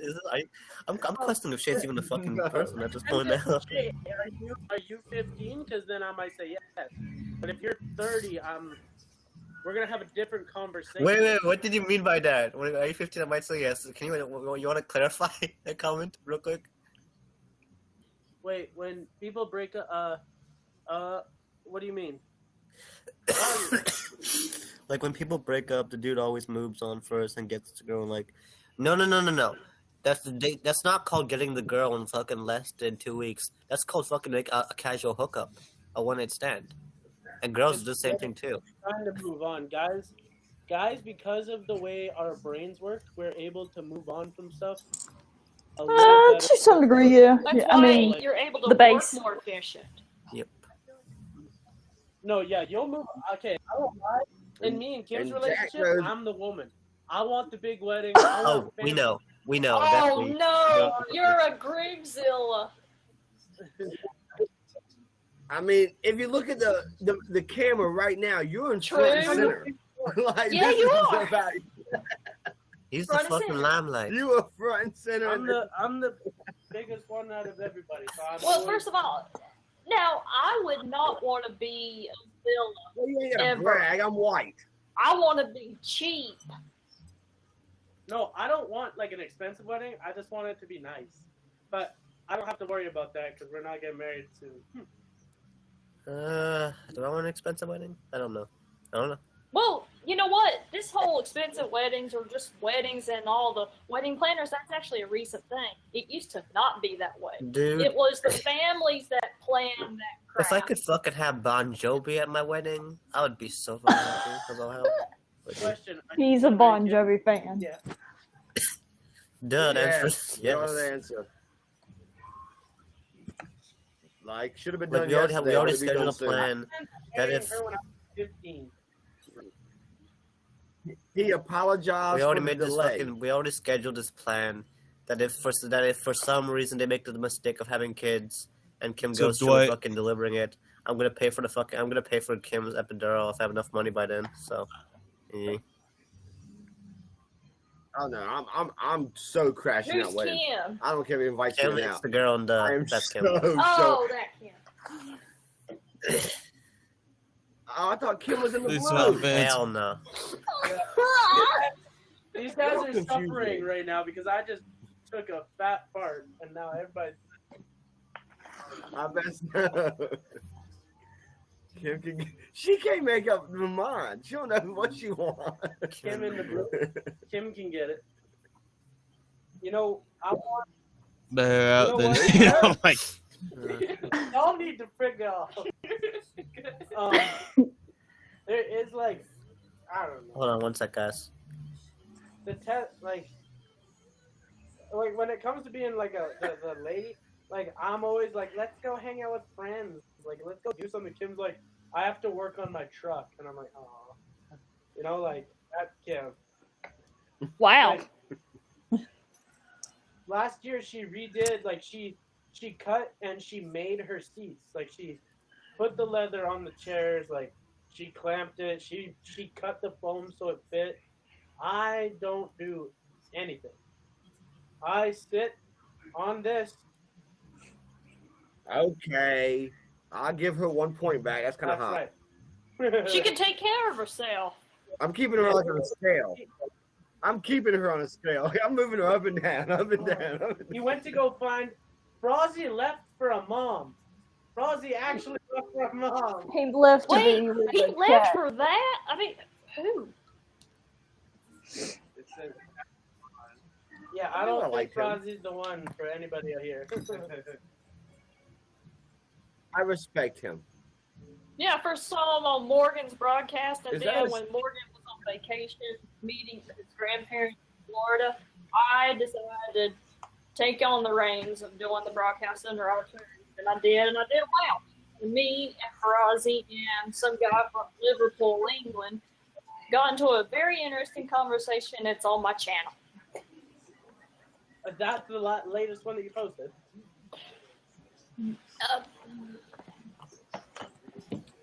No, it was from 2 weeks ago.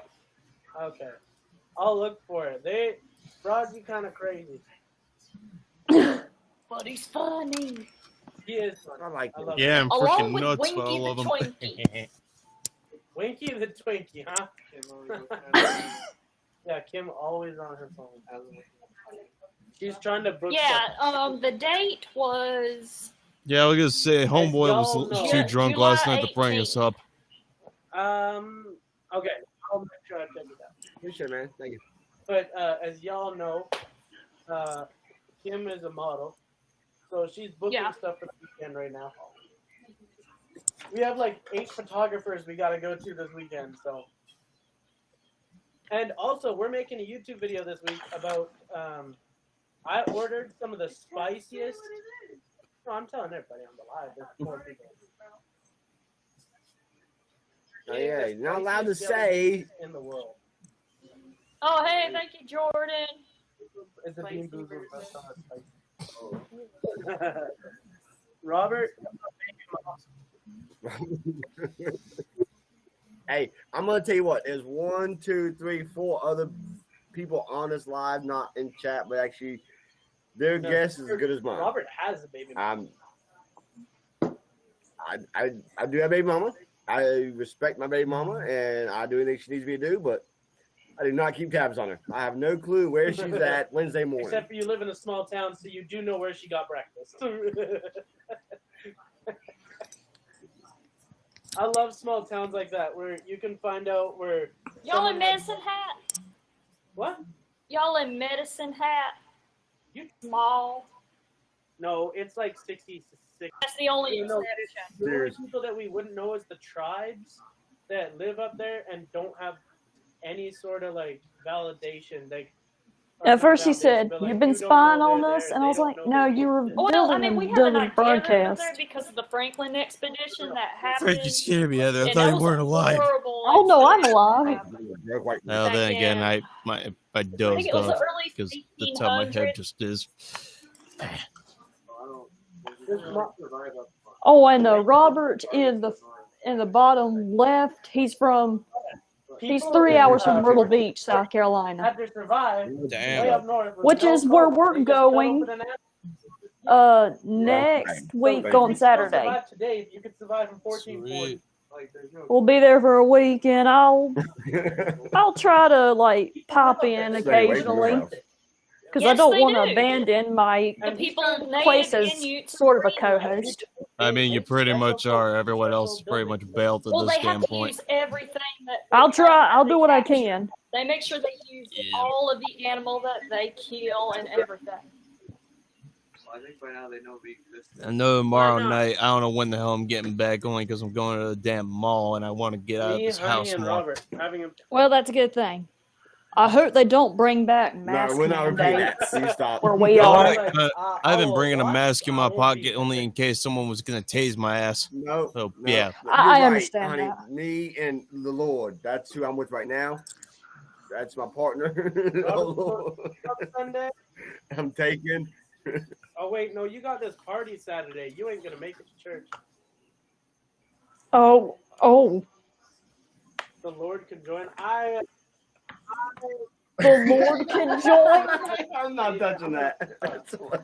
Who or what can join, huh? The Lord. As Oh, I far was going to say, they're asking me to join. Hell no. Even just... No, we're not gonna go there. That was bad. I'm sorry. That was bad. I ain't joining nothing at the moment. Freaking lone ass soul, and I'm fine with it. You wanna go, buddy?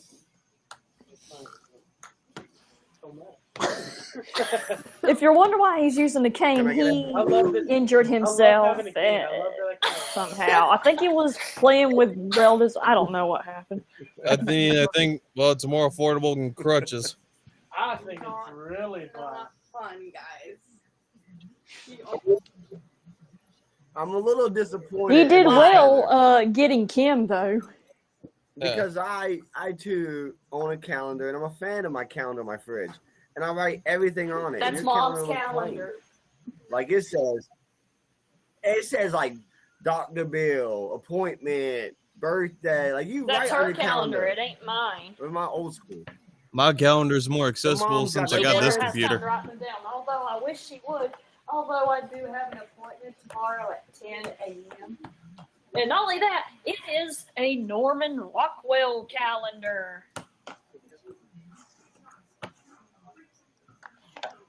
Okay, I'm gonna look like an idiot. What is that? A woman sewing our flag.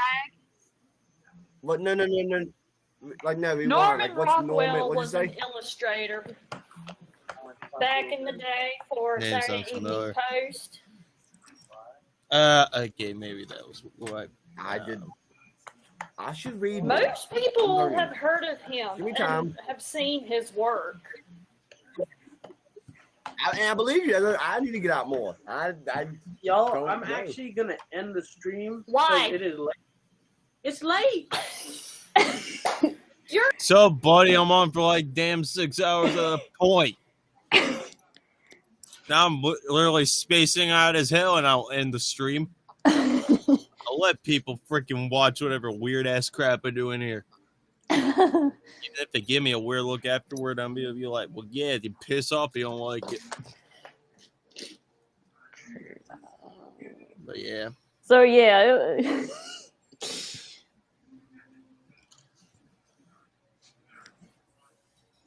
Yeah, I told you that I had a full stream of one of my ex-girlfriends. Yeah, this is way before I met you, Heather. Like a few months beforehand. When I was still dating Dead Night Raven, who I'm grateful is not in the chat. But yeah. Yeah, I haven't heard of her since. No, but I was doing a morning stream because I was bored as hell and I woke up early for some dumbass reason. Jordan was guesting with me, and then I was also looking through old footage on the old computer. And I apparently saved that entire stream with her. And this is what? After 3 days of us dating?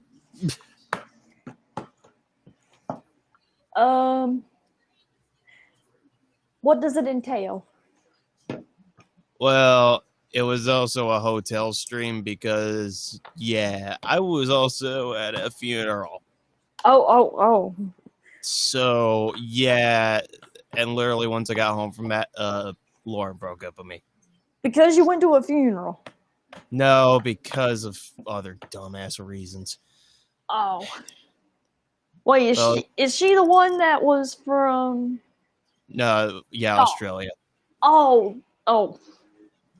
Yep, her and literally other people are the reasons I'm staying my ass single for God knows how long.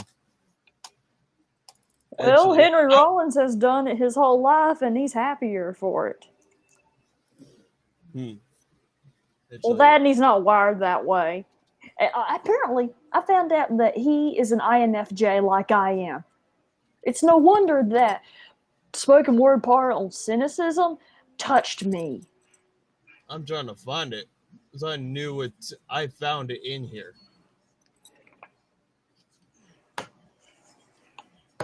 No, that was Christmas. Shit. You know what? MP4s. Be way easier to search up. But you know what? I might as well just freaking show you the damn footage because I don't freaking care if Lauren's in here or not. Well, I will say that the place where we're gonna set our camper at the campground at Myrtle Beach is gonna be where it's shaded under some trees, so it'll be nice. And yeah, word of advice: be near freaking Wi-Fi network. Find out the password, then just steal their Wi-Fi. Actually, they give you the Wi-Fi password. If you're in the campground, you get it. So. But damn, I usually just steal it from the next place over. Well, I mean, because you remember, and also to know that you are part of the campground, they give you these bracelets, these rubber bracelets that you wear. So. Yeah. Wait.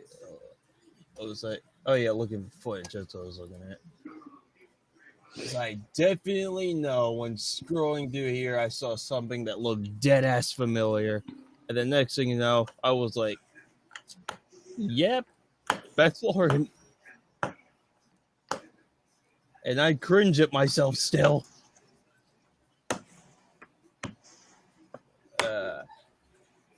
I don't even think I labeled it. That's how long ago that was. I always make sure I label mine so that way I can go back and say, did I put this up? Funny thing was when I used to be on Vital streams, her outfits changed every week, so basically it was easy to recognize which stream. Oh, yeah.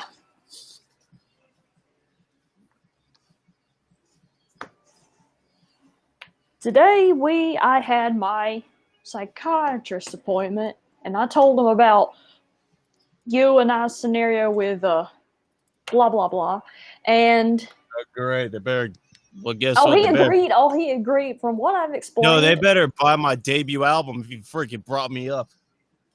Whenever the hell that happens. Well, I'll say that. He agreed with me that blah, blah, blah doesn't sound like a really nice guy. Because he's a jackass. That's what the frick it is.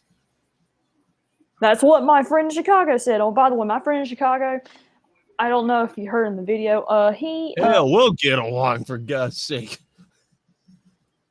Yeah, my friend in Chicago, he is now caring for his father who has Alzheimer's and has terminal cancer, his elderly mom, and his brother has a traumatic brain injury, and he's working over 50 hours a week. So he's going through a lot, and I'm giving him space. There! Oh, wait. It may actually be better if I stop the damn screen share. There! That footage was from literally a week in October where I only saved this while Lauren and I were dating. Yeah, right there. Right there. What's up, Darcy, from the way back? But yeah. Oh, like the Wayback Machine? Wait, is this Darcy in the doghouse? As in that Darcy? And she just changed her profile name? Not any. Oh, you decided to go under a name change of the. I don't know if I want to do a name change, only because I've already. Oh, and yeah, guess who else is in this footage, Heather? Motherfucking Gilbert. Wait, who? Gilbert. Another freaking whole sin on this show I regret ever having on. Gilbert. Yeah, dude in a wheelchair basically just freaking decides to piss off my whole audience and Wait a why minute. viewership What was is he low. doing in a wheelchair? I don't know, really. I never knew much about the guy, aside from literally that he was in Seattle, and really all he did was just piss me off. Yeah, Nate Art and I knew him more than anyone else. Wait, was he... oh, wait a minute. Who was the guy that he heard about somebody that had like sex offender status or charges? No, that wasn't Gilbert. I'm trying to... The guy was just freaking annoying as all hell, and... oh, wait, you mean James? James who? You're asking like some guy who had charges on him. Yeah, and we talked about it. I heard it from That Art. was and James. I think Nate mentioned it as well. Yeah, because he long gone from this place.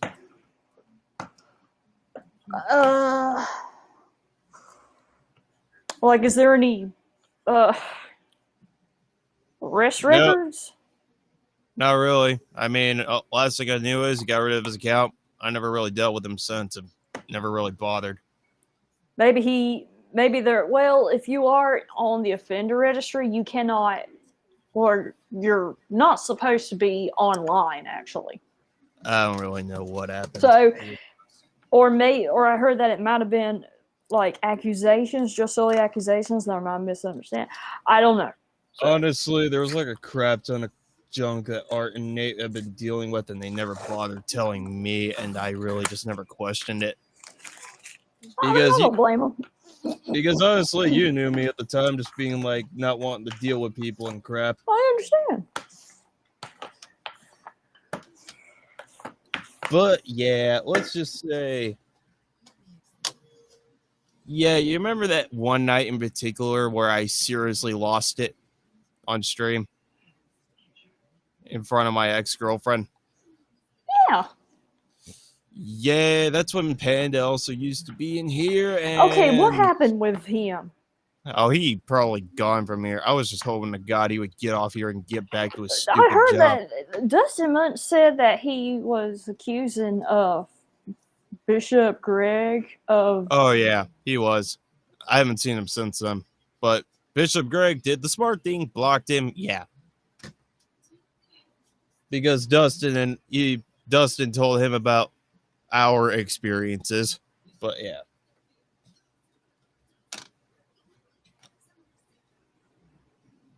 Well, it was apparently not when I was present, it seems. No.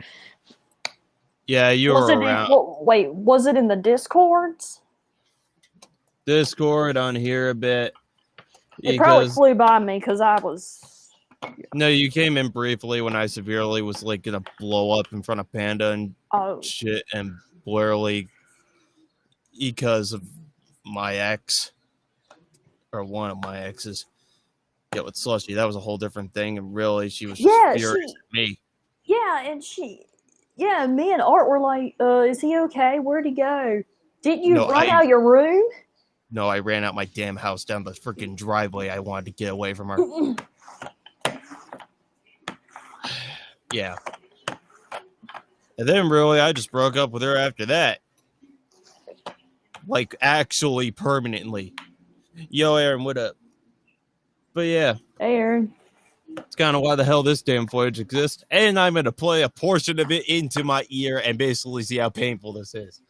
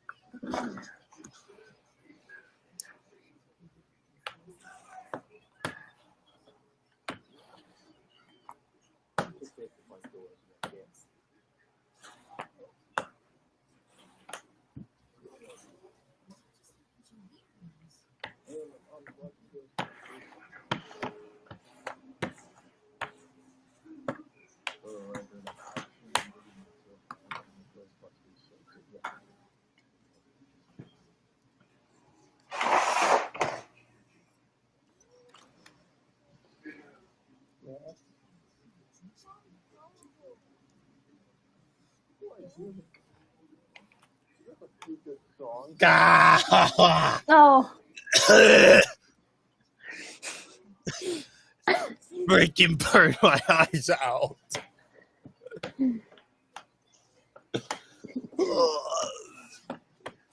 Okay. I just want to see how bad this gets because I never actually watched it.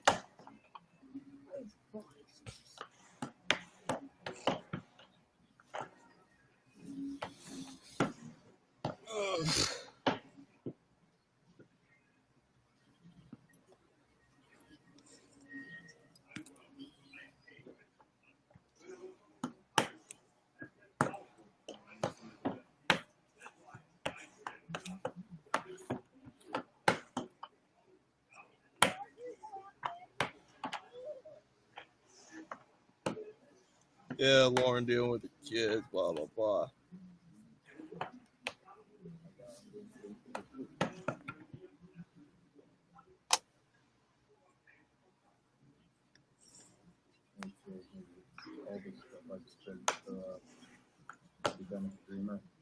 Oh, great. Even talking about my financial debt at the same time. Whoa.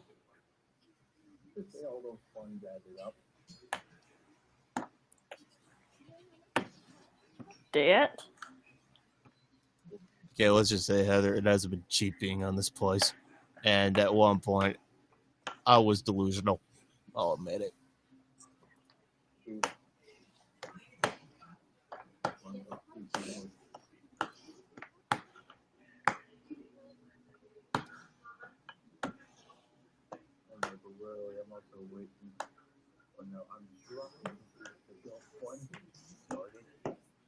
Ah! No. Okay. One of the most cringiest parts I just heard in that whole video. You want to know how delusional of a person I was at one point, Heather? All right. I legit started a GoFundMe to go move with Lauren. Oh, no. Don't worry, I got rid of it after we broke up. It's just that literally at the time I was just... Okay, continue. Because...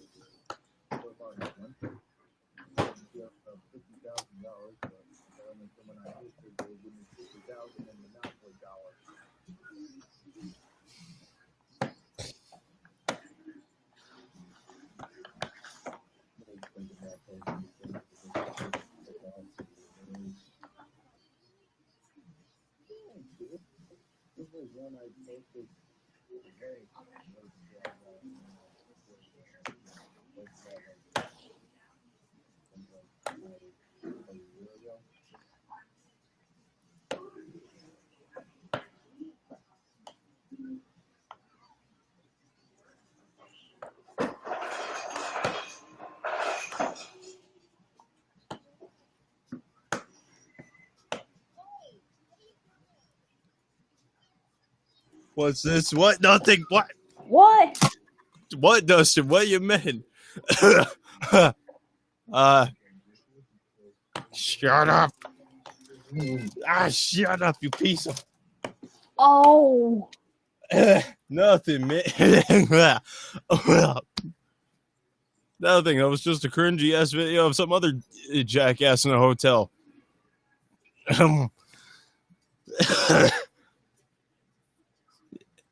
Yeah, I know. I'm just... Oh, God, the stomach half of that.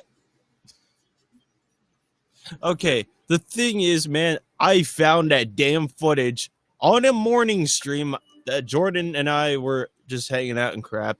I was scrolling through this computer and found that. And I'm watching back at some of the parts of what the hell what went wrong with everything.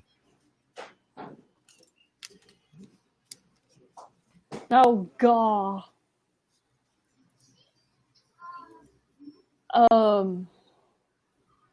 Because they were... Oh, shut up.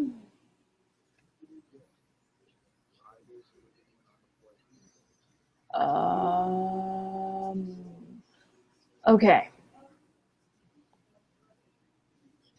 Blah blah Yeah. blah. Miss that hair. Oh.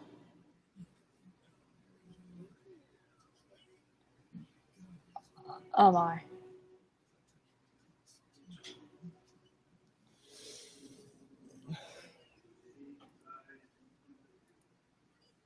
Remember the funeral thing I'm telling you about? Yeah.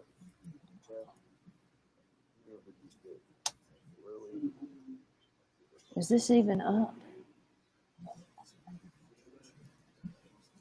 Back when I still miss my long hair.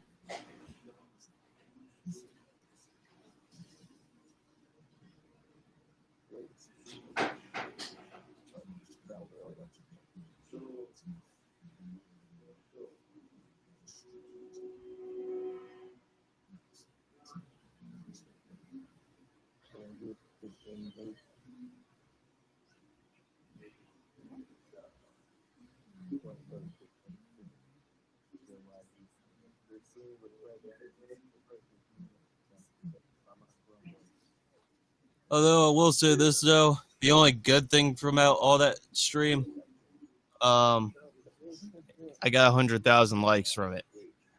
Oh. Yeah, or was it 200 almost? I forgot. Somewhere where Tom and Alex had a like war back in the day.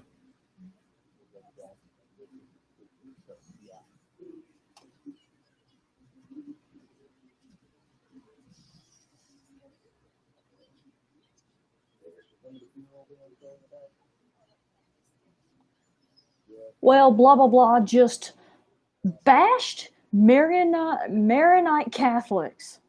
You can go suck a damn chode for Lord's sake. Yeah, and I'm like, he's never been in Lebanon nor anywhere, so he doesn't understand their plight. And been outside of his own property. He's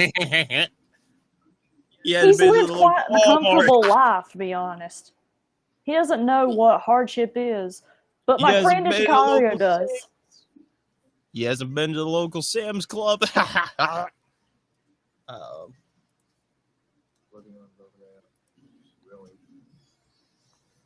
As a matter of fact, this person said, Christian Middle Easterners have the right to have and keep their national identity. One does not exclude the other, especially for survival. What's wrong with being a proud Christian and loving your nation's heritage? Bro, I'm disappointed with this video. God bless.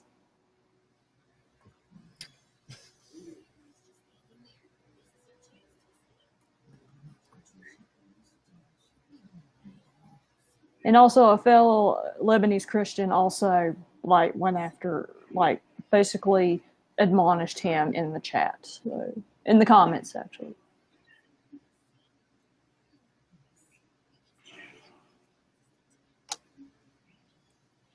And he didn't even pronounce the priest's name correctly. And he supposedly it knows, yeah, so he's too removed from it.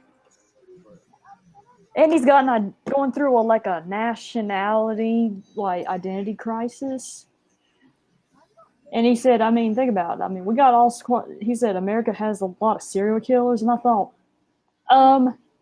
they exist in other countries, dude. That's kind of a stupid reason to give to not like the United States, don't you think?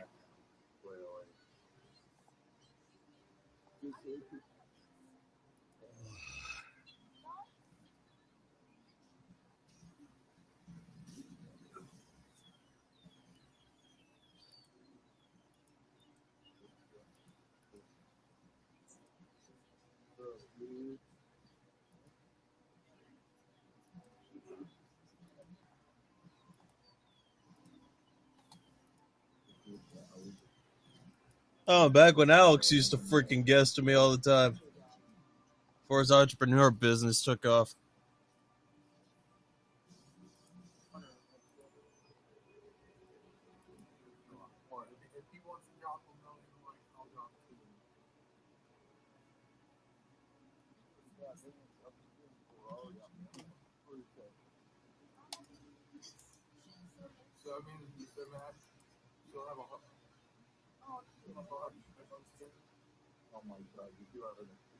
Also, the same person also put this. Assyrian Christians fought during the Lebanese Civil War too. They may have done some bad things, but that's an unfortunate part of war. Stop crapping all over Christian Middle Eastern minorities. We have had it hard enough already. Amen, brother. I actually am shocked that he's doing this. It's horrible.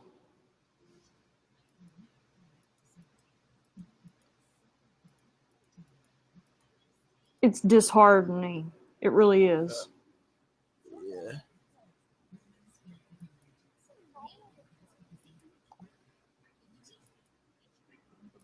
I figured if anything he could be reasonable with, it's the native Christians of the Middle East who have been persecuted nearly their whole existence to a degree. And he's going to bash them because of something that happened during war. I mean, you could say things about the German citizens during the Second World War. Because if you think about it, there were no good sides. This metal wreck. Sorry, I'm trying to freaking swallow down all that. Ugh. You know what? Thank God I met you and Jake all the way down the line. Why? Because watching that, Jesus Christ, is freaking twisting my damn neck. Or my stomach, or whatever it is. I don't know. But yeah, to sum it up, literally, pretty much a few days after that, I got broken up with, and then, yeah. I was just severely depressed. But yeah. That's why the hell, honestly, I'm single now.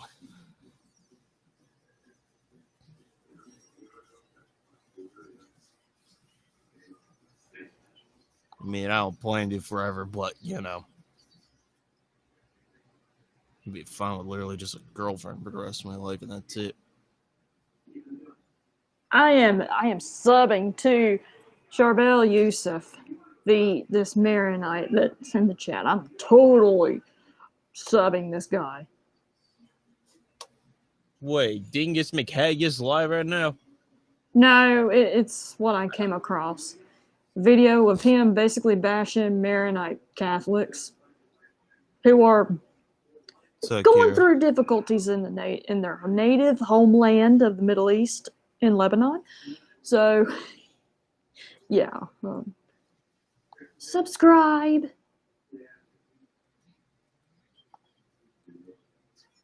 You know, I kid you not to, literally, though, after those the last two breakups I had, so why the hell I remain faceless on here, minus music stuff. It's, yeah. It's a vicious cycle.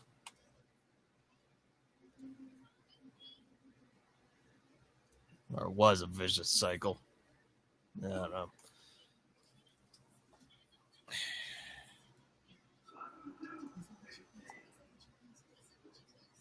My God, I was only 11. I have to share my dealings.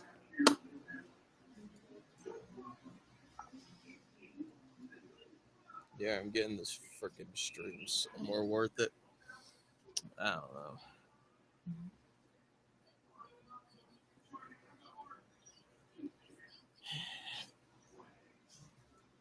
But yeah, welcome to everybody who wasn't watching me stomach down a damn cringeworthy thing from ages ago. Doing decent. Definitely wasn't trying to freaking see how delusional I was in the past, but yeah. But you know, without the mistakes, it doesn't make one a better. It makes one a better person later down the line. So yeah. What, suffering?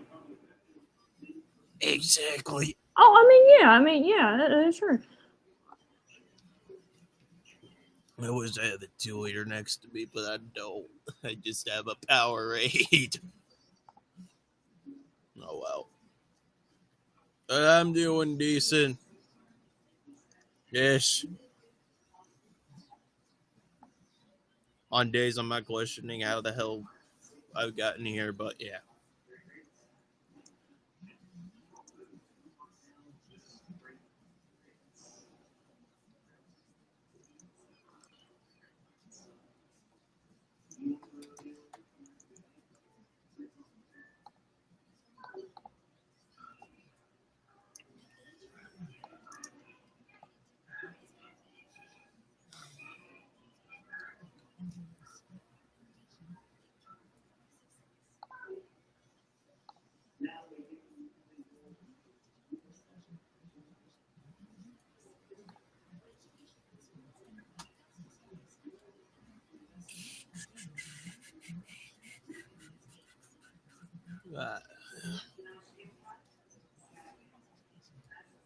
All right, it's almost at 10,000. Whoop-de-doo.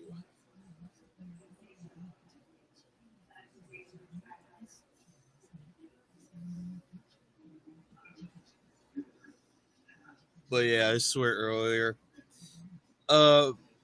Yeah, Heather, you remember last night of me with all that freaking ranting crap saying that YouNow's on drugs and meth heads and crap? Yeah. Yeah, let's just say earlier today when all that freaking crud happened, I was trying to figure out what the hell was wrong with my computer. I literally thought that was YouNow freaking going against me. Oh, T.I. T.I. what? Targeted individual.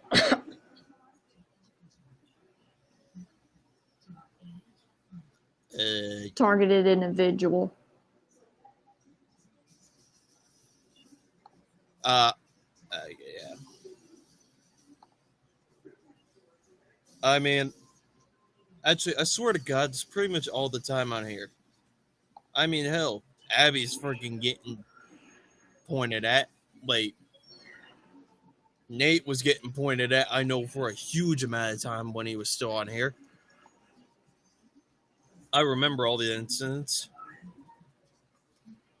I knew we were at one point. I know there are people that were after my ass at one point. It's like literally people want to go on here and then the mods kick in and then you know it's over because it's like heat-seeking missiles on your ass. It's freaking stupid. Like really, they should honestly fix all their security and make it actually work.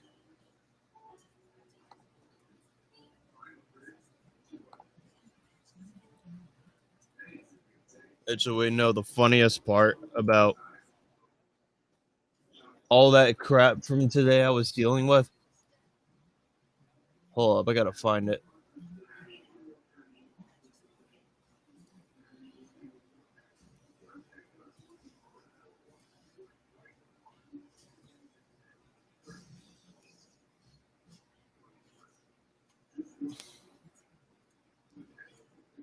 There you go, Heather. Freaking somewhere around here. That wasn't that, I think. I gotta tell Yusuf. Huh. Not about you, but what I found out about blah blah blah. Damn it, where the hell did my tweets go?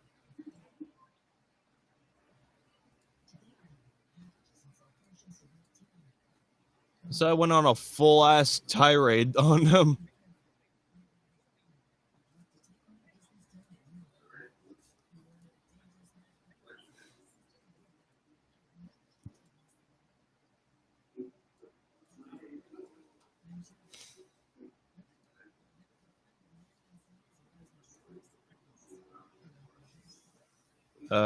Shoot, where was it?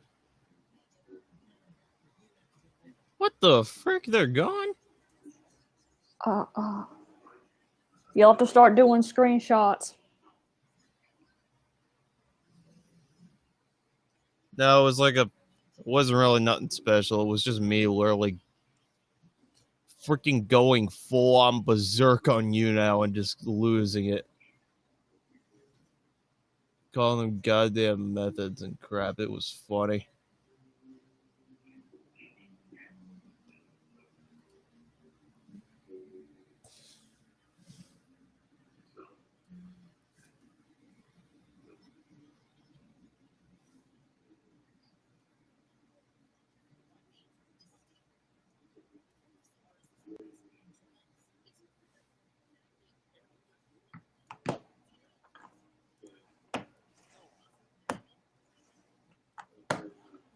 I swear to God, earlier today it was actually here.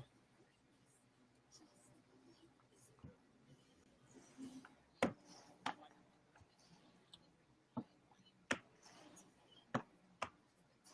was me just going off on them. It was so damn funny. Shit, who else even on right now? Oh, and he said, I couldn't find any of these examples in English, so I had to try Google Translate Arabic. And I was like, oh, that's embarrassing.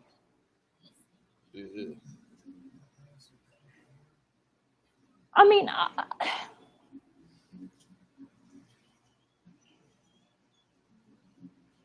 rarely say this about somebody, but may God have mercy on his soul.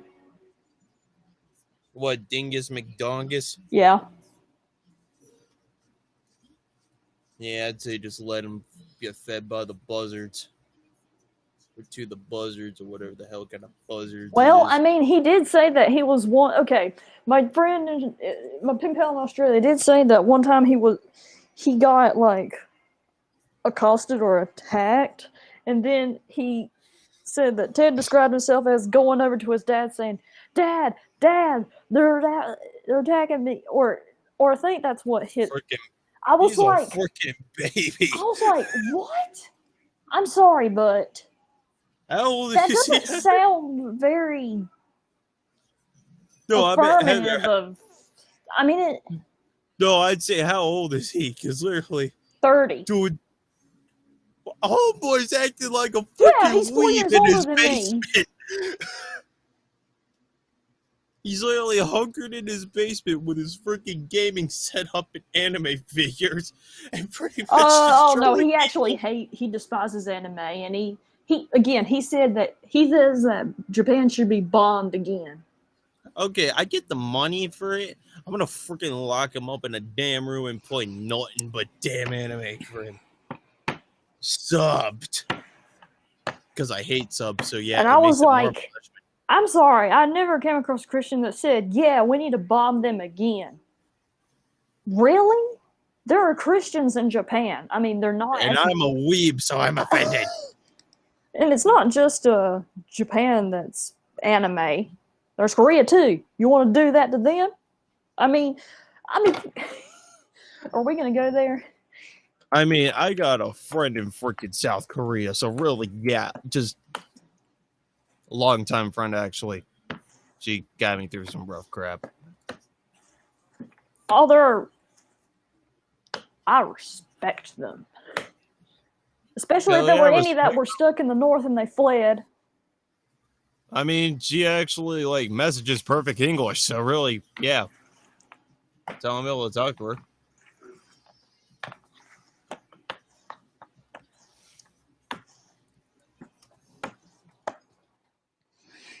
I also think I need a new background. Hold up.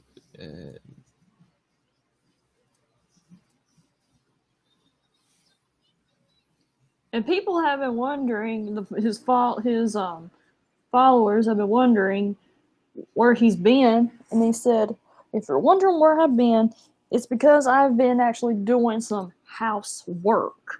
Been doing tiling and stuff. And no, actually, I'm going to believe him. Just because. But hell, I'm saying I'm doing housework and I'm getting damn drinks at Walmart. Or freaking. Well, the thing is, he's rarely not there, not writing. So That's the thing. No. I thought you So would it say just make rarely. it just I would believe him on that. I just thought you'd say rarely leave his house. Leave like writing in general. Although I wait, that- think would come a time for him to actually do that and like No, wait, I get realize more that's me.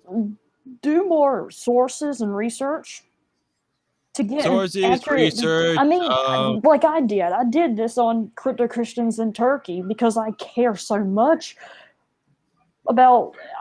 To a degree, my heart feels a special place for people that are crypto Christians in Turkey and other places in the Middle East, and I think it's important that other people know. So, because he has said crap about the Turkish people, almost like they're all so and so, when and I'm like, actually, the younger generations are actually very skeptical about what happened during the Armenian genocide, to where they don't even they're even acknowledging it because, well, yeah, go to show you. I mean, I'm friends with a hell of a lot of foreigners, so yeah, people say crap like that. Yeah, I'm gonna stand up for Heck, them, there's Turks basically that punch hate your George nose in. Soros and globalists, so they're not horrible people. So McFry. He just, I don't, and he says that, oh, Kemal Ataturk was horrible, evil. You know what? There's going to be complex people. And I'm not going to praise Kemal Ataturk, but he kind of helped Turkey become the republic that it is today. Although that's being slowly trying to be done away with by Erdogan of Turkey. So we'll have to see what happens. You want to know who, you want to know the majority of people on here? Freaking Turkish. There are that and Moroccans, a lot of them. The Lost fam. I found out like a giant amount of them are actually Turkish. Souvenirs, I think, is Turkish as well, who pops in occasion. Yeah, what was it? Anyone with Lost at the end of it? Who's like from the damn Lost fam, from like Lost Secrets, and why the hell is he a fan of Lost, the series? Honestly, Heather, I wouldn't be surprised if they never heard of it and just came up with that. Oh no! I mean, there are people in that country that know. There's people in Saudi Arabia that know about American pop culture, so it's not out of the Maybe, I mean, then again, you'll have people never hearing of, people never hearing Inuyasha unless they run across it. Well, that's kind of because it's a niche to a degree, though. Inuyasha's freaking amazing. Well, yes, I'm a weeb, but I've watched all of it. Yeah, and I've actually had, back when I had Google Plus, I had a good amount of people that had it, because I talked with them on live streams. It was especially during the 2016 I think it was in July. There was this coup attempt in Istanbul, in Ankara, and that's where you saw these tanks and trying to defend the people because, well, let's just say, the thing is, protesting is kind of illegal in Turkey, but yet the president asked his supporters to go and protest against the military. What the hell? Yeah, I know, right? Wait, why the hell is this black and white? But it's also believed that the reason is military coups would occur in periods in the country since the Republic of Turkey was officiated since 1923 because of restoring a balance of power to restore parliamentary democracy. Yeah. But Erdogan, it's believed that he got rid of any military managerial positions that were more for the secular state, and they have become more like pro-Erdogan. Like, basically, he stacked them, and it's also believed to be kind of a stage or a psyop made to look like a coup, but it wasn't really a coup. It was used as an excuse to expose people that were against him And there are journalists to this day that are being arrested on frivolous, like, whims of ambiguous charges. Like, if you had a $1 bill that had an F or a G on it, they thought that was code for Fethullah Gulen, who is some guy, and he's in the United States. He's part of a cult. I'm not taking the guy's side either because he's using tax dollars. But innocent people that just for that are getting arrested. You have to be very careful when you go into that country. And I was like, okay, I got to look at every bill, make sure yeah. I mean, you only got to follow really the most number one rule of traveling outside or anywhere in general. Don't piss off the locals.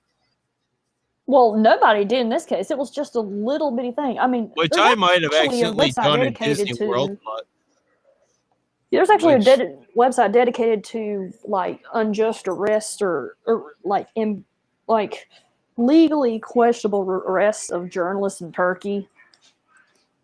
There's actually been some. There's even been some journalists that have been shot and killed there too.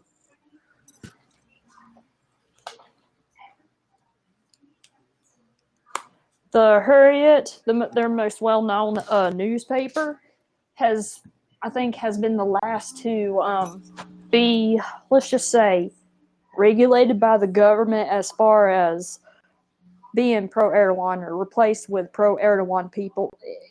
But even in Turks in Cyprus, even Turks in Cyprus do not, a lot of them under their leader, they do not like Erdogan.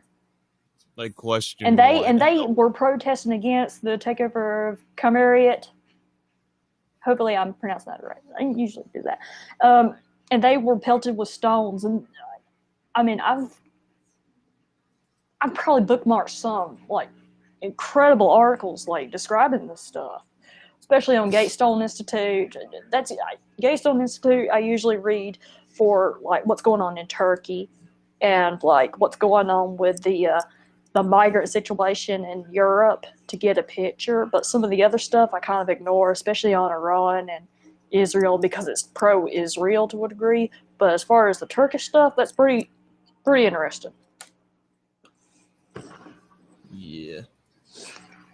But despite all that, I would love to see the country because I know there's complexity to it, and it is the one country. Istanbul is a transcontinental country. It connects the Asia to Europe. It is a main financial transaction hub, trade hub, key geopolitical area historically in the world. Whatever can happen there, it can affect everybody else. To the same degree that China's trade affects other countries.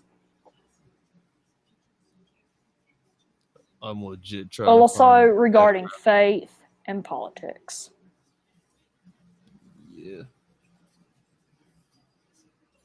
The frick kind of gaming set. And I'm not gonna lie, it was, and I actually watched the coup footage unfold live on the news, and I also watched it live on YouTube, and I was like telling that Turkish soldier, come on, shoot him. And I was like, well, wait a minute, if he shoots him, that would be bad. And so the authorities arrested those in the military that basically attempted the coup, or supposedly was the coup. And when I went to a news article and it showed a picture of helmets and jackets on the ground, and I was like, oh my gosh, did the rapture come? Because I thought people were raised, but it wasn't. They were removing their armor. But I'm not gonna lie, that was kind of funny of me to think it was a rapture thing, a rapture picture. I was like, oh no, I was left behind. Good thing to know that the rapture is actually not true, so. Yeah.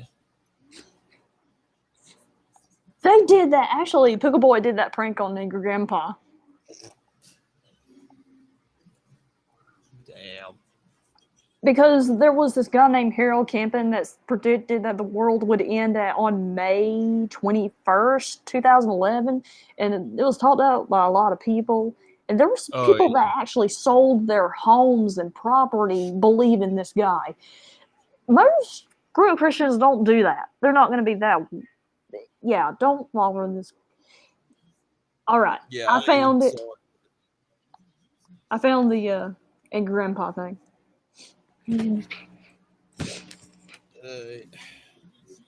I'm also trying to find a new background for the VTubing crap. I might as well with a Weeber room looking like this. Oh my God! It is pretty funny. It's happening! Oh, Harold Camping, you were right! Oh. It's happening! Oh my God! I'm waiting for an earthquake. If the earth starts shaking, I want to be trying standing up. Where'd you go? Where'd you go? Dad. Where'd you go? Where'd you go? Dad. What? I'm drying the clothes out on the ground. What are you talking about? Nothing happened. I thought you were gone. No, nothing happened. And I was left behind. Dad. Dad. I'm crying. Dad, it's May 21st. Nothing happened. Harold Camping, you Harold, thank you for caring. Thank you for sharing. You dumb motherfucker. You is the goddamn false fucking prophet. You are the devil's spawn. You lying son of a motherfucking bitch camping. Motherfucker, you got all these goddamn people believing this shit. People giving them goddamn people sending their pets and shit. What the fuck? Drink the Kool-Aid. Drink the goddamn Kool-Aid. We ain't Kool-Aid drinkers, motherfucker. I've been on your ass for 2 years when you started that. I'm this motherfucking calculated, but it's his hand. You know, you goddamn crypt-keeping looking motherfucker.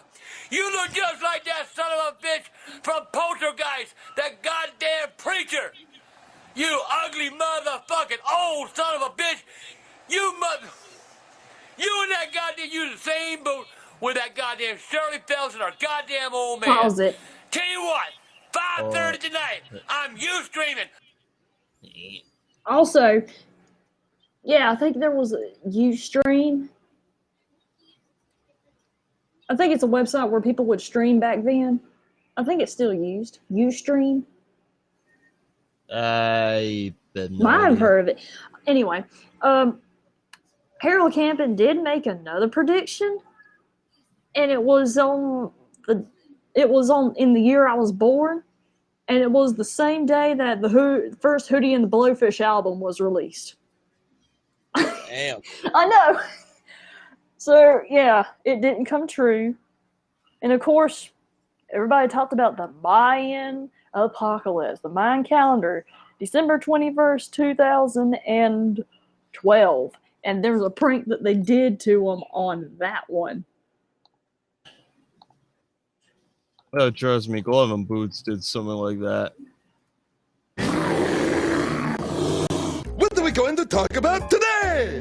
Well, the Mayan calendar says the world's gonna And they just have the Idiocracy background. end on December 21st. We're gonna prepare for the end of the world. What? Oh my God! Well, Mario, it's okay. It's just Doomsday. Are you kidding me? Mario, don't worry. I'll explain everything in the underground bunker. We have underground bunker? Yep, it's the end of the world. Religious fanatics, ancient calendars, and homeless crazies keep saying it. Doomsday's right around the corner, but it never is. Oh, thank goodness. But that doesn't mean it won't happen, because it will. Oh, God. What? Entire species get wiped out all the time. Dinosaurs got extincted, the hobbits are all gone, and planet Krypton exploded for no reason. Oh no, we are doomed. Is that from Not doomed, Superman? Doomsday. Yeah. I thought it was. It's been. Nah, it'll be it was okay. a long time ago as a child when I watched the original Not Superman. really. So. Cheer up, everybody. It's only the end of the world. And Be then you happy. sing Look at about it. Mario. He looks like he wants to give up hope. I do. But not me. I'm not done. I remember rule number 1. It's okay, it's Doomsday, and whatever it might be, the end of the whole world can't take my smile away from me. There's a knock on my door. What could that be for? It's the Senian apes declaring worldwide war. And keep your grin. No matter how we end, from virus to volcano, to the evil robot men. When doomsday hands to you a mean old biblical plague, give it a great big squeeze and make biblical plague an aid.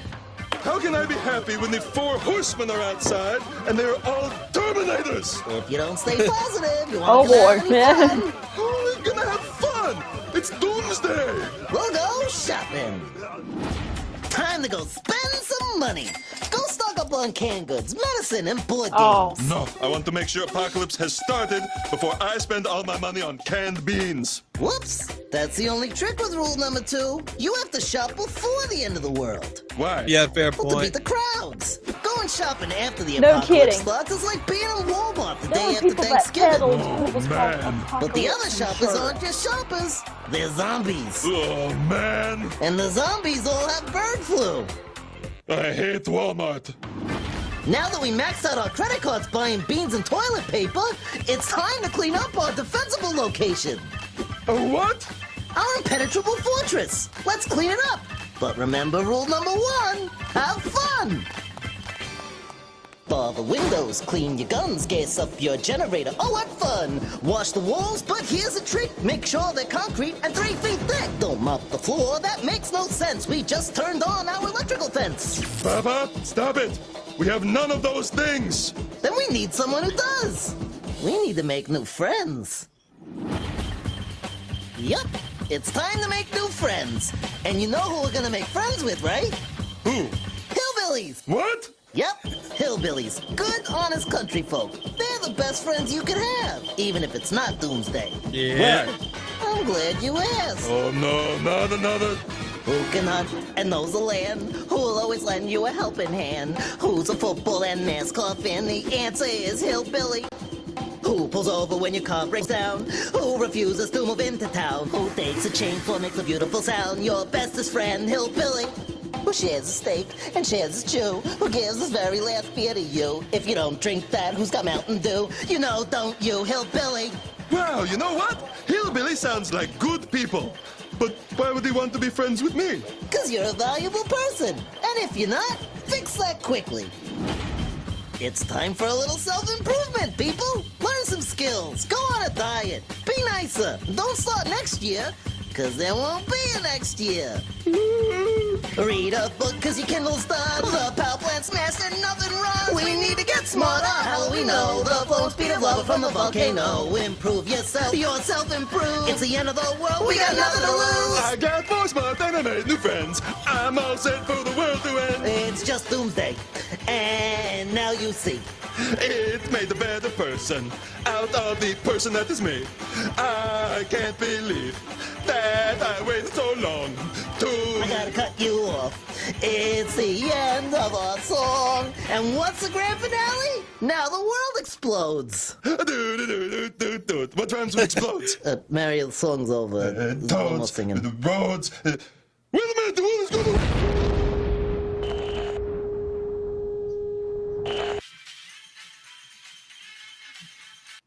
Yep.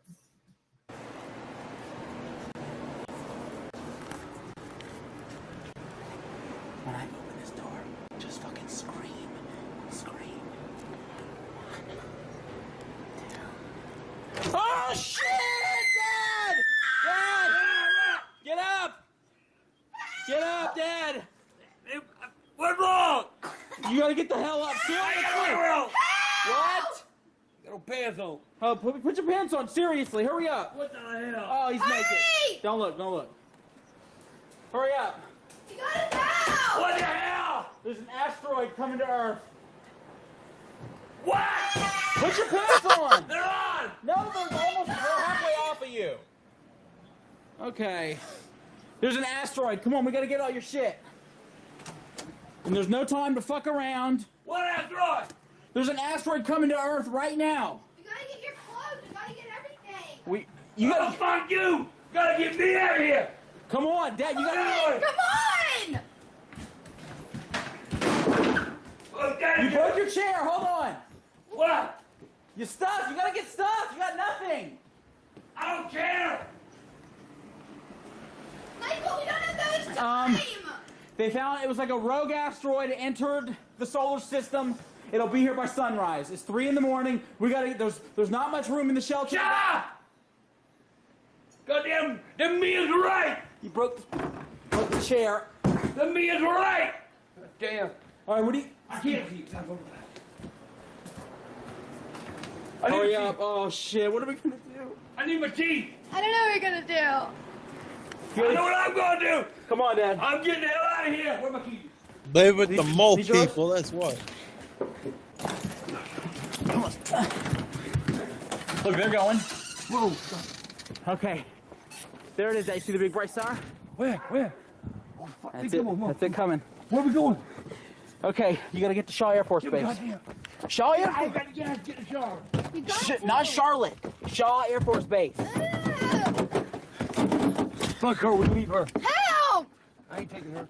Come on, Bridget. Mom is already on the way with Shaw with the boys. What do you have to call her for? Come on! Ah, shut up! Hurry up! What time is it supposed to hit? 7 or What so. time? What time? I said. Why are you laughing? What's that goddamn Stop! Stop! Dad, stop! You're gonna kill us! Why? Stop! I'm getting the goddamn Stop! Stop!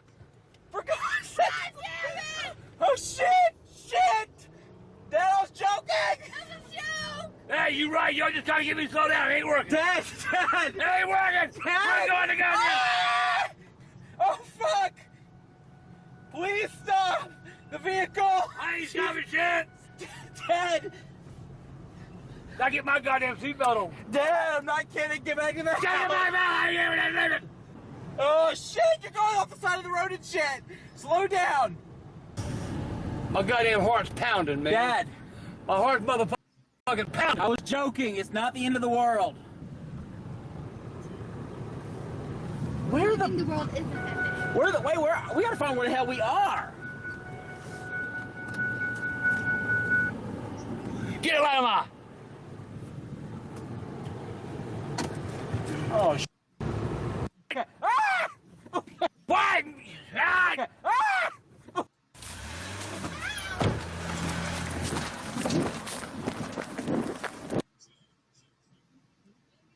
Damn. Be back in a sec. Actually, you know what? Wait, this one on. So Dad has a huge fear of people looking into the blinds at him. It spawned when he was a child. So I'm gonna recreate that fear today when Dad meets his biggest fan. He ain't going nowhere.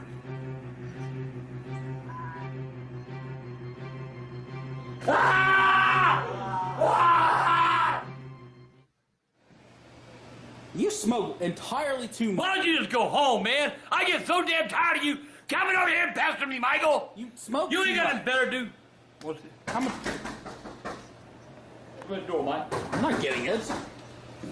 God damn. It's your house. He's looking in. Whoa. Who the hell is that? Oh shit. Oh my God! Hi. Oh my God! It's you. It's Who are you? I'm your biggest fan, sir. I've seen all your movies. How did you find me? Oh, man, come on, kid. Dad, get out. How'd you find me? I've seen every Facebook video. How I've you seen doing, all man? your videos, all your YouTube videos. I follow you on Facebook. I mean, I live around here. I recognize the area. I figured it out. Well, how you doing, man? Nice to meet you. Hey, what's your name? Philip. Yeah. How you doing, Philip? Good. Could we get a picture? Sure, no problem. Oh yeah. Yeah, I'll take it. Mike, you take the There picture. you go. Yeah, I'll take it.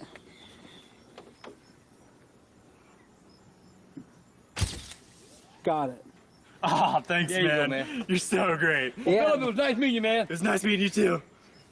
Thank you so much for this. No problem. Just Look at that. do me a See favor. that? You affect people's lives. Do me a favor, man. Don't tell nobody where I live, all right? Oh, of course not. Of course not. You promise? I promise. Where did I'll you keep get the this address? Yeah, where did you get my address? I told you. I just figured it out. I've seen all your videos.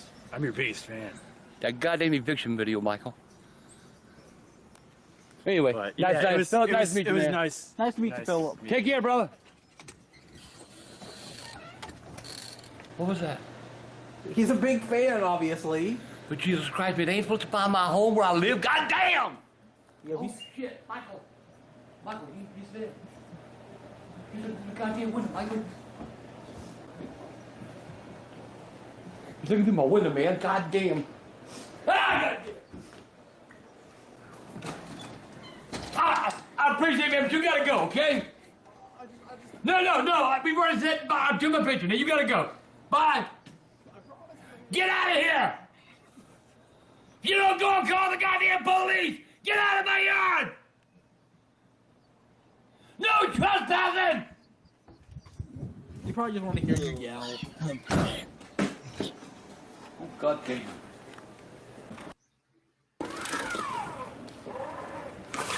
How did this go up? Oh my God! Michael, don't do that! Don't do that, Michael! Dude, he's just chilling by the porch. Michael, what do we do? Mike, I'm scared. I'm fucking scared, man. Call the police. Please call the police.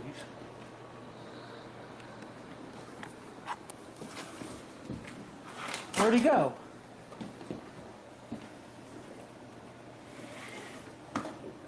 Michael, call the police, please. I got these blinds. He can't be looking.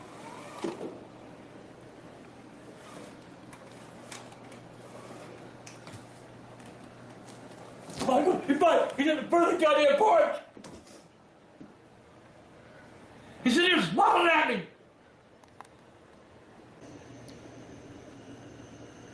Yo, Pop, he's going through your van. What?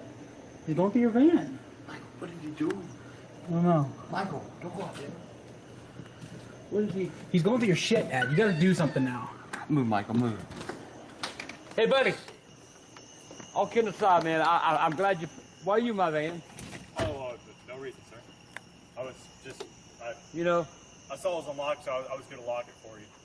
Where'd that car go? That wasn't your car? No, it was, I don't know what you're talking about. I walked here. I'm not going to pull you. Dad, get in. Dad, get in the house! No, I'm going to pull you. Leave my yard, okay? Thank you. Michael, take this goddamn door, lock it. What are you doing, Michael? Should we call the police? I think we need to. You got your phone? Yeah. Go ahead and call. This is nerve-wracking.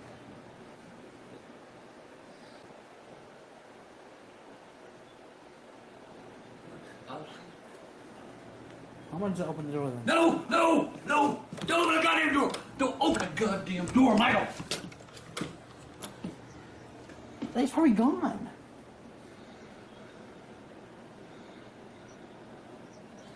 I'll look out the door.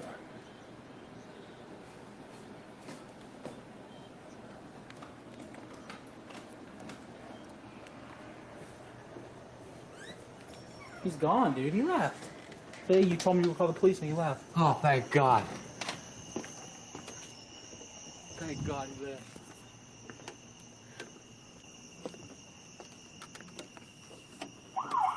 You think we got him? Over here!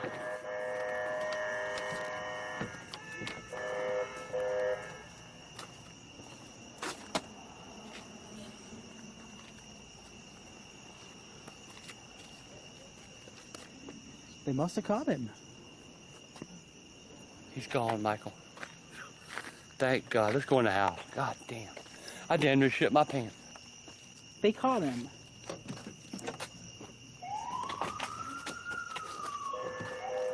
I don't know. Jumping. I'm going in. What if that's him? Look at this shit. Look. Look. Oh no. Ah. What's up, Shadow Corpse? Police by the window. What? What? I saw him wave. Ah! Michael! Where the police? Oh my God! He's growling! Oh goddamn, Michael!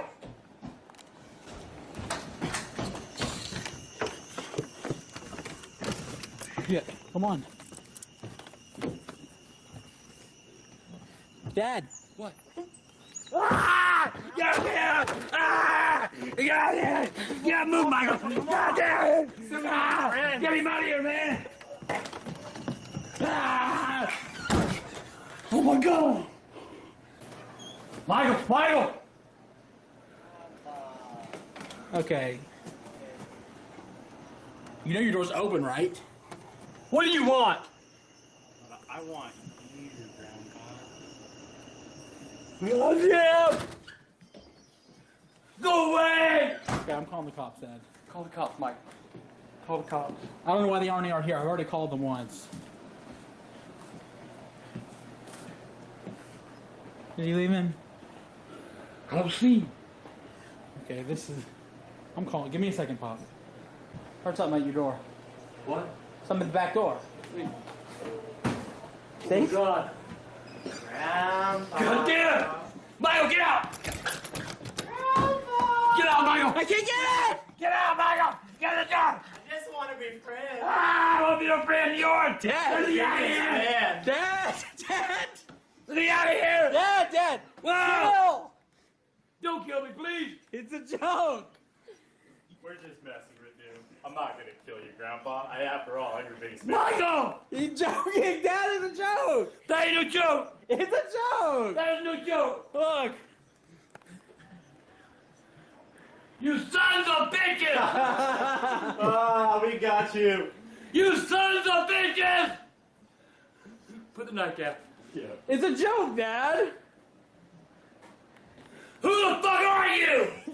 I'm your biggest fan. It's just Philip! Damn.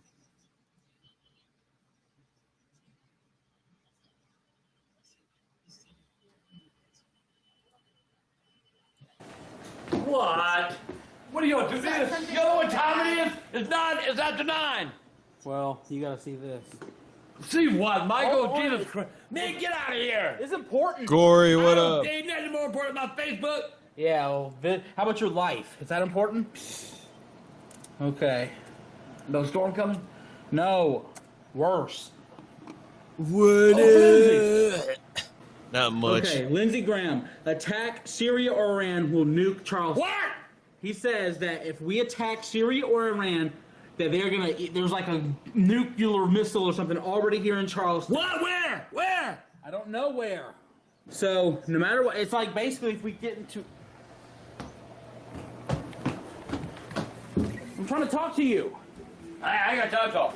Basically, I don't care. We're getting nuked. You getting nuked, motherfucker. I tell you that now. You gonna get nuked, not me. Damn, you like I'm out of here. You think I'm staying with a nuclear bomb here? You think I'm stupid? I ain't getting blown up. You say when? Anytime it says it could be. I just don't know what that means. Does that mean we're getting nuked? I don't mean that to me. You got to close the goddamn door. I'm gone. Let's go. Oh, God. Oh, man, bro. Hey! Dude! Why did you do that? It's all bullshit. Are you fucking with me, Michael? What do you mean? I want to know you fucking with me.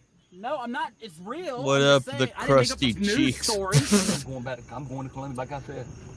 That serious. So I'm alive at your name if it's that funny. Get out of my shit! What the hell? What about Bridget? What about Bridget? Where are we going? I'm leaving Charleston. Why? A goddamn nuclear bomb! Are you goddamn stupid? You dumbass! A goddamn nuclear bomb that can blow up in Charleston! Ah, damn! That is fear mongering. This is my hometown. It's gonna be blown away. You're scaring me. It's gonna be blown. You're gonna be blown away. I'm not gonna be blown away. If you stay, you're gonna be blown away. Dad, why do you believe this is happening? Because Lindsey Graham says so. Who the fuck is Lindsey Graham? He's a senator. He's been there for years and years. He's still in there. Oh yeah. We're all gonna die because somebody says so. Lindsey Graham said so, you dumbass! Can't do this. Please, you're driving too fast and screwing up. Lindsey Graham needs to get out of there, though. He's What? I'm not filming. You ain't gonna need to film no more. You ought to quit right now. I need that on. What do you need that on for? I'm filming. See the red light blinking? It's a sign. See, get the fuck out of Charleston.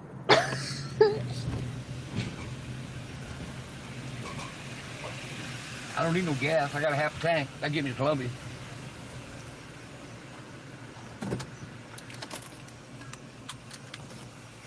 Would you mind turning that goddamn thing off? Get the goddamn van. Let's go. I'm not coming. We're going to Columbia. Stop. We're going to Columbia, Michael. I'm saying then, you're gonna leave me?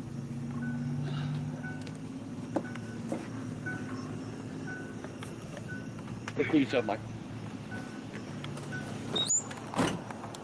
I can't stay with a bomb coming. That is propaganda. I can't stay with a bomb coming. It's fear-mongering. I can't stay with a goddamn bomb coming. You don't understand me? A goddamn nuclear bomb is gonna blow us the fuck out of here. Kingdom come. Do you understand that? Stay here and die, bitch.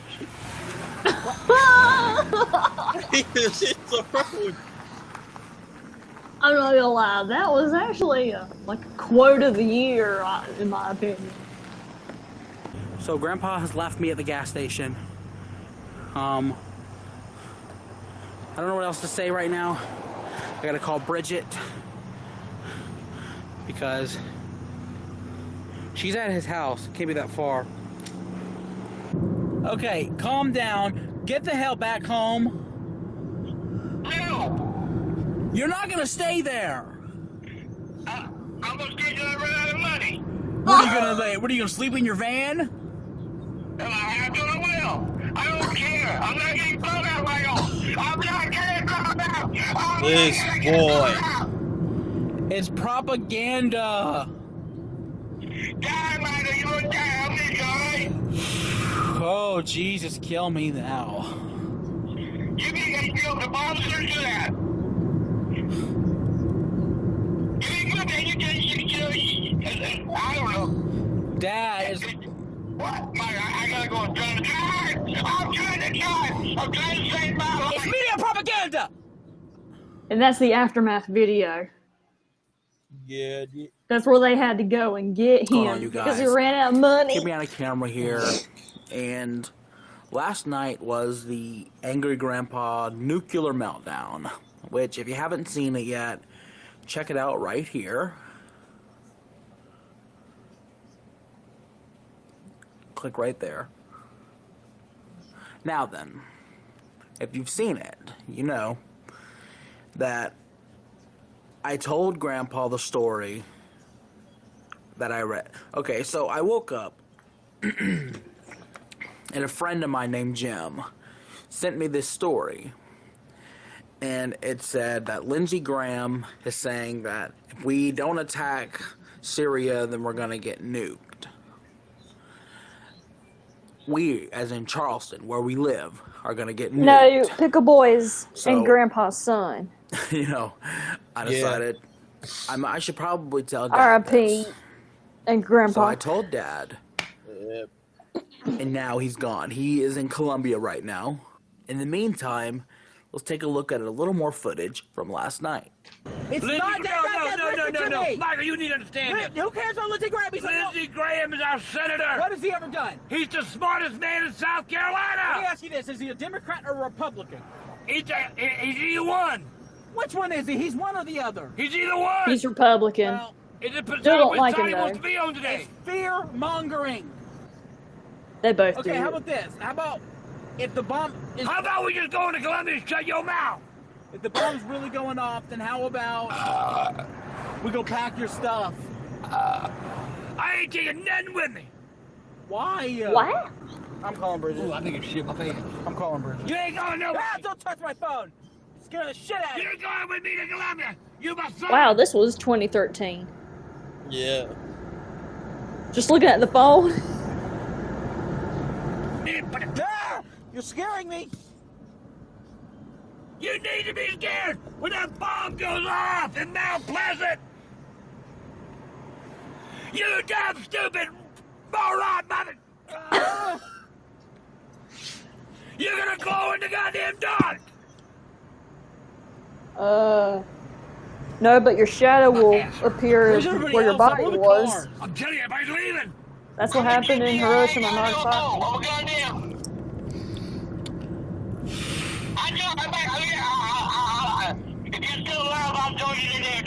All right, Dad. I'll talk to you in a day or two then. You know I'm moving. I'm moving Just Saturday. I cause need help. 999.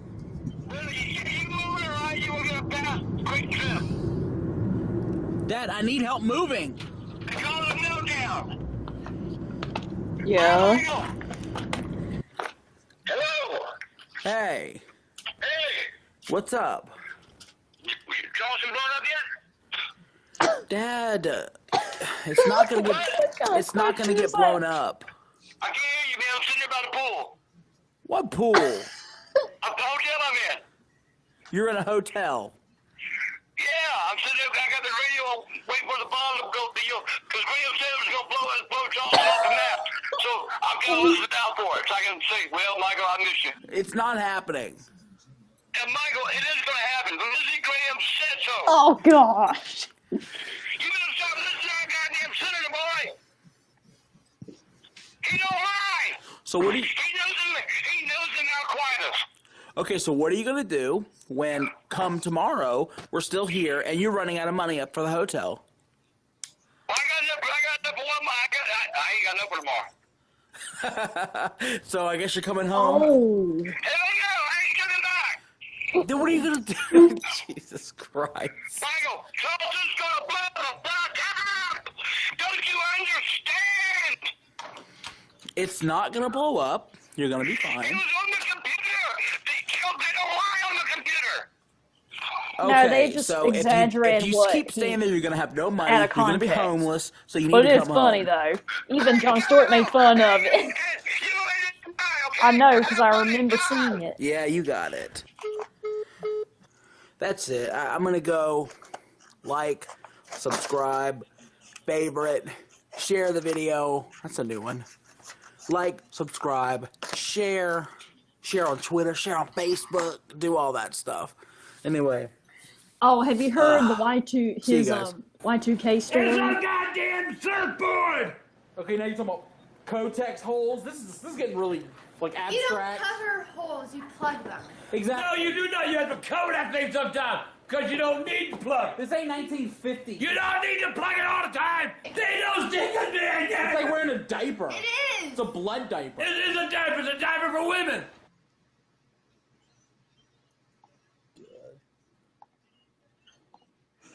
I got it. I'll tell you where to go. Alright. Me, I also got half an hour left before this cuts off, and I'm going to bed after it cuts off. I barely get you more landscaping junk tomorrow. But yeah. I actually think I wouldn't mind learning that.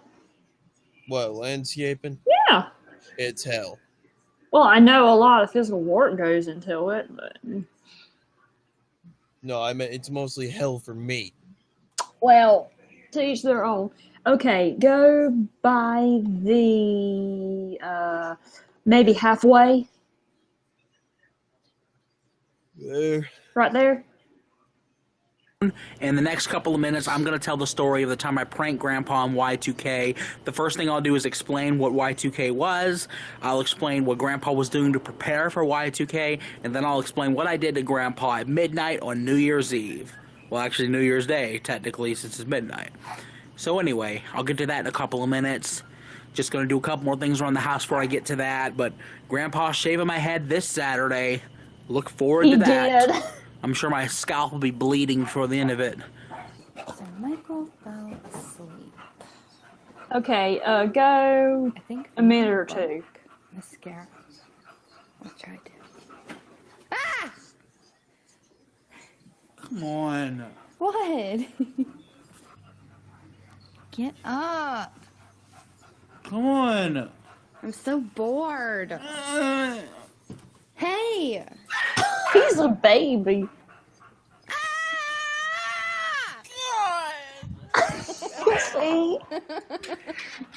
Get up! Ow. I'm up. Good. And wipe your mouth. Ew. Huh? You got draw everywhere. Come on with all this. Now then, the story about Y2K. So first, if you don't know about Y2K, basically, and I have very little understanding of this myself, but the idea was that when they first started making computers, you know, space was really expensive, and so to save money, listen to this, to save money, they decided to implement, instead of 4 numbers, 2 numbers. So 97, Binary 98, numbers. 99.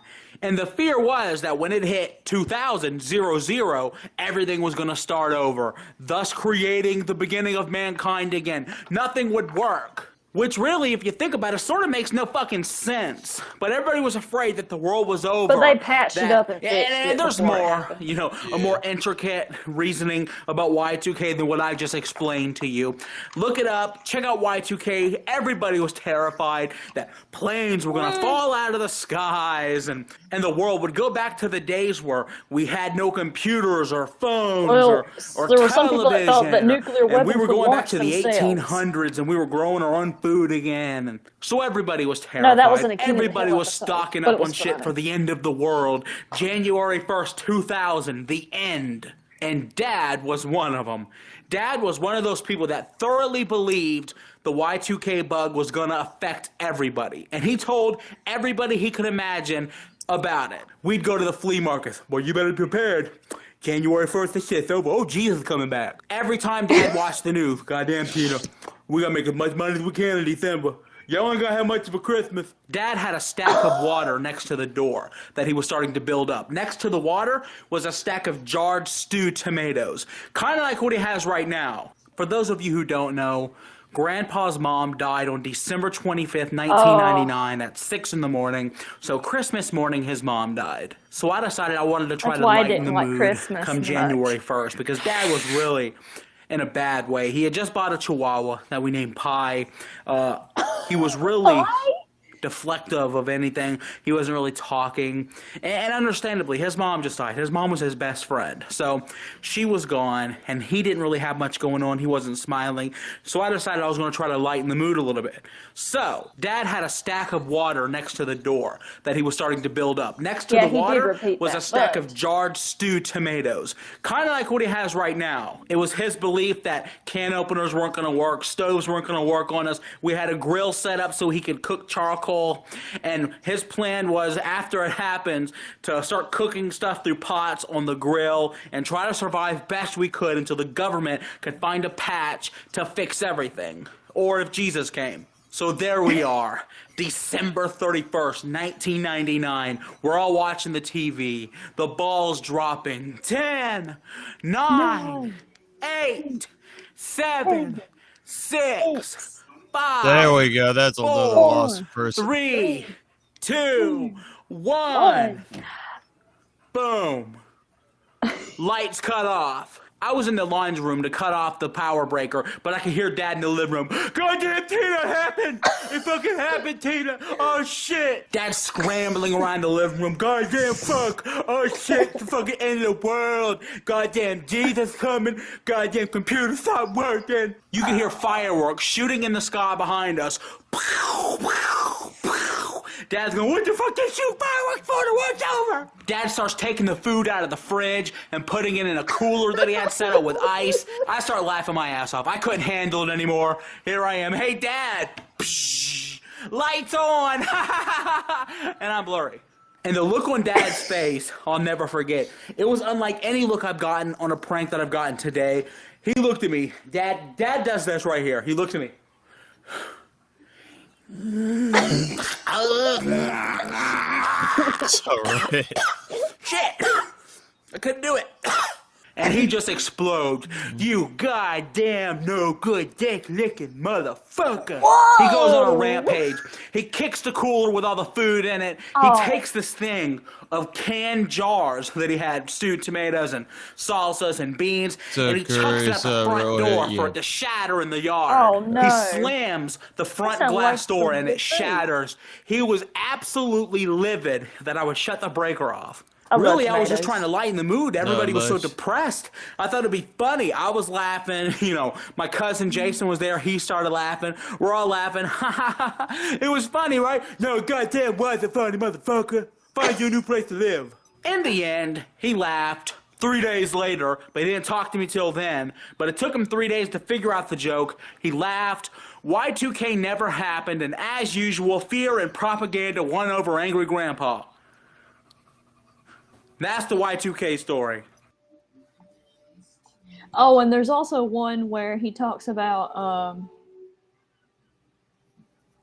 the time when they were with this church cult.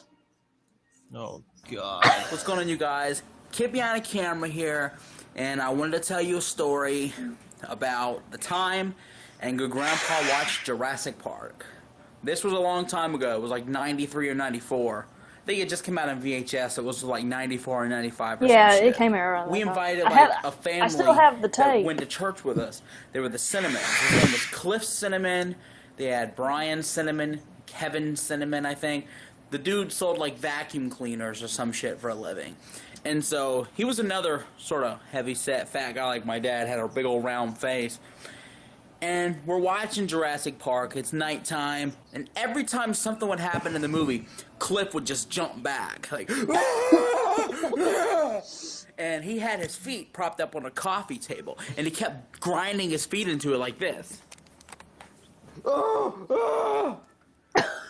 And I looked over at Dad, and every time he does it, Dad goes. He sees it, Dad's getting pissed off, and this movie's going on, and it's got a little bit more to go, and this fucking Cliff is destroying our fucking table. Yeah, I think And it can was see an it hour and any 30 second minutes. It now, was quite Dad long. is about to blow, and then suddenly, there's a fucking knock at the door. Dad's, anytime there's a knock at the door, Dad's first reaction, who is it?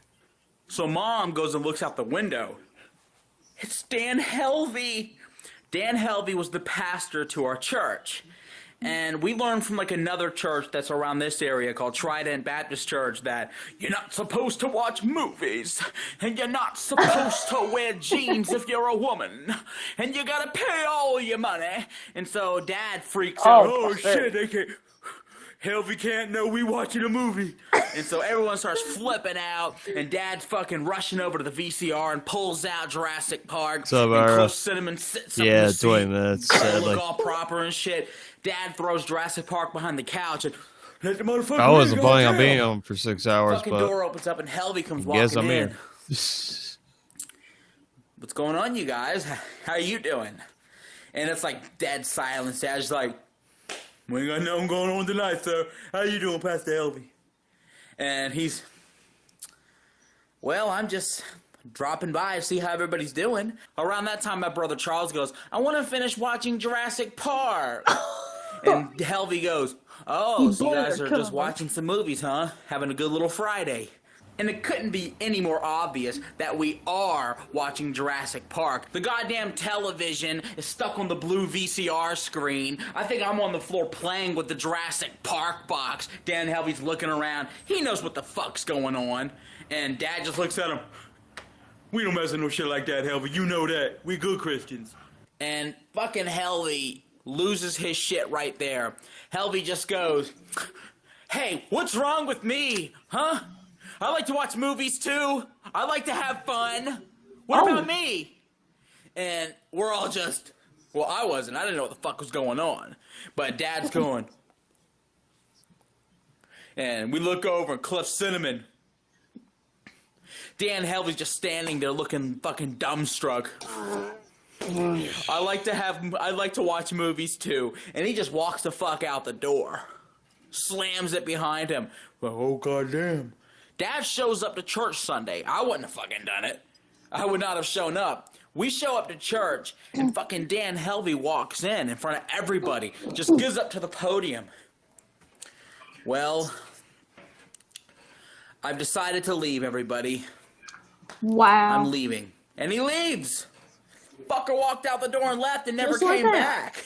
So, Mr. Helvey, if you see this, which you probably won't, we were watching Jurassic Park because we watch movies because we like to have fun too. Do you remember the time that we all watched Jurassic Park, like Cliff Cinnamon had come over and shit? Yeah, I remember that shit. Why? I got you on video. Say something about it. Man, goddamn, you record Thin Jam, like, you know, that was funny shit, man. It was on, had their feet on my goddamn coffee table and shit. You know, like, motherfucker, you put your shit on your fucking shit at home. I mean, Say about when Dan Helvey came over. you mean the preacher? Yes. Oh my God, we were independent fundamental Baptists, and you know they don't watch TV and shit like that. So when he come over, I grabbed the goddamn movie and hit that motherfucker, and he was like, "I watch TV. I got a TV at home." Oh my God. That was the fuck out of me, man. He was like, yeah, he does got TV. How you watch this movie? He goes to our house and watch movies. Yeah, I remember all that shit. Pissed me off though, man. Them goddamn kids, they come over to our house, they want to tear up our fucking house. And they go home and keep theirs clean and shit. Motherfuckers. They actually found Dan Helvey. It's in the description. I think it was one of their volumes. What's going on, you? Gee, I mean, guys, keep me on camera here, and I'm sick. What's up, Eric? Bridget. Thanks to you. Isn't it? You're not sick, are you? I'm sick alone, and it's thanks to my nephews, Yeah, that's right. who Bridget let come over and spend a bunch of time over here. She demanded it. And now here I am a few days later, swallowing snot. Buy for lazy. What? What should I buy for lazy? From where? Lazy was their Boston. Smart. You should buy nothing from him. We just spent $50 on toys the other day, and I don't want to spend more. Wow. No more. I'm trying to find him a Halloween costume. Oh, God. I want him to be a firefighter. Come on, dude. No more costumes for our animals. That's actually... So I'm sick, and it's time for me to start cooking dinner for Bridget. So, I'm going to cook dinner for her now. Misfit, what up? Even though I'm sick, I hope you're happy, What are Bridget. you making? Walmart chicken, mashed potatoes. Done. Obviously. So that's Yeah. dinner in the greenhouse today. How about crash Like, when the stream ends? Subscribe. I don't want this. Favorite. I don't want this.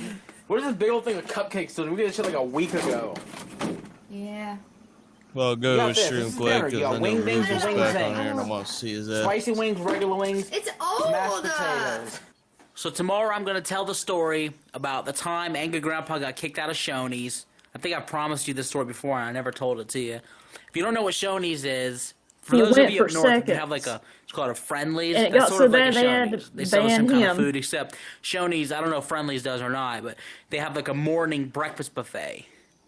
And Friendly's. Grandpa Is that a got restaurant kicked up the north fuck or out of the something? breakfast buffet. So I'm going to tell that tomorrow. I have another one where we got kicked out of a Chinese restaurant for eating too much food. I think I might have told that before. I might have. Whatever the case. Well, you're eating a whole cupcake now. Those things are freaking a week old, 2 weeks old. Well, he's talking about like I do have a quick story Shoney's to tell is you real the quick. It's not long enough for a full equivalent video. of Friendly's. It was about the time Grandpa I was like, destroyed the I never heard Blockbuster of tapes, and he Friendly's. had to pay for them. And he was not happy about this. So it was like, I think like 98 or some shit. I remember I remember we got Bride of Chucky, Beyond the Mat, and I think The Water Boy on, it wasn't no DVD or shit. We had VHS. It was like Yeah. 98 or some shit. I don't remember the exact time. Maybe 99. So we rented these 3 tapes. and Dad goes and gets a pizza. We had a family night. We didn't have those very often. So he rented these 3 movies, and we got a pizza, and then he went to Bojangles and got some Bowberry biscuits. So Dad is ready to watch The Waterboy. He just sat through Bojangles Bride is of Chucky awesome. because of Mom. He didn't want to see the shit, but he sat through it. Now he puts in The Waterboy. This is my movie right here now. I've been waiting on this motherfucker. He got him a Bowberry. So Mom puts in a tape. First thing we hear, ding, ding, ding, ding, ding, ding, ding, ba, ba, ba, ba, ba, ba, ba, ba. Mom puts in A Christmas Story. She rented A Christmas Story. There was apparently other movies. That was one of them. Dad goes, oh, I ain't sitting through this motherfucker again. Turn off the goddamn motherfucking movie. Thank you very much, bitch. She didn't turn it off. She's sitting there, I want to see it, man. She does that kind of bullshit a lot. So Dad is sitting on the couch. I'm getting motherfucking pissed off, Tina. Turn off the goddamn Christmas shit. I don't give a fuck about no goddamn duck. He gets up off the couch. He goes, alright. He grabs the tape out of the VCR, starts pulling the film right out of the tape. Yeah, motherfucker, it's gonna be Christmas all over the goddamn place now. And he's ripping the fucking film out of the tape. He starts opening up the other boxes and starts destroying them. Long story short, about a month later, Blockbuster called looking for their tapes because they were new releases, so they were due back like a long time ago. And Dad goes, I don't know what to talk about. Mr. Green, we're calling about a late notice on some overdue tapes you rented from us. And she starts going down the list of what it was. And there's Dad on the phone. Yes, ma'am, I turned them tapes in. Oh, no. I ain't got those tapes. Michael, what you know about them tapes? I don't know anything, Dad. No, we don't know shit about no tapes now. Someone stole them bitches. Don't call my house again now. Yeah, they're gonna stop calling because you asked them not to call. They call back the next day. Yeah, Mr. Green, we're looking for some overdue tapes. I told you, bitch, yesterday I ain't got no goddamn motherfucking dick-licking motherfucking tapes. Now shove them up your ass, because I ain't got them. Mr. Green, we can't mark these tapes off of your account until they're paid in full, and you can't rent any further movies until these tapes are returned. Oh, I don't give a goddamn. Fuck you. How much them motherfuckers? Well, sir, for the one, it's $40. $40 goddamn dollars! Kiss my motherfucking fat ass! And he hangs up. Long story short, we weren't allowed to rent movies at Blockbuster anymore. Dad was on file. Eventually, they came after his ass with a bill until he finally had to pay it. That was the hardest $300 they ever got out of somebody, was Angry Grandpa. Damn.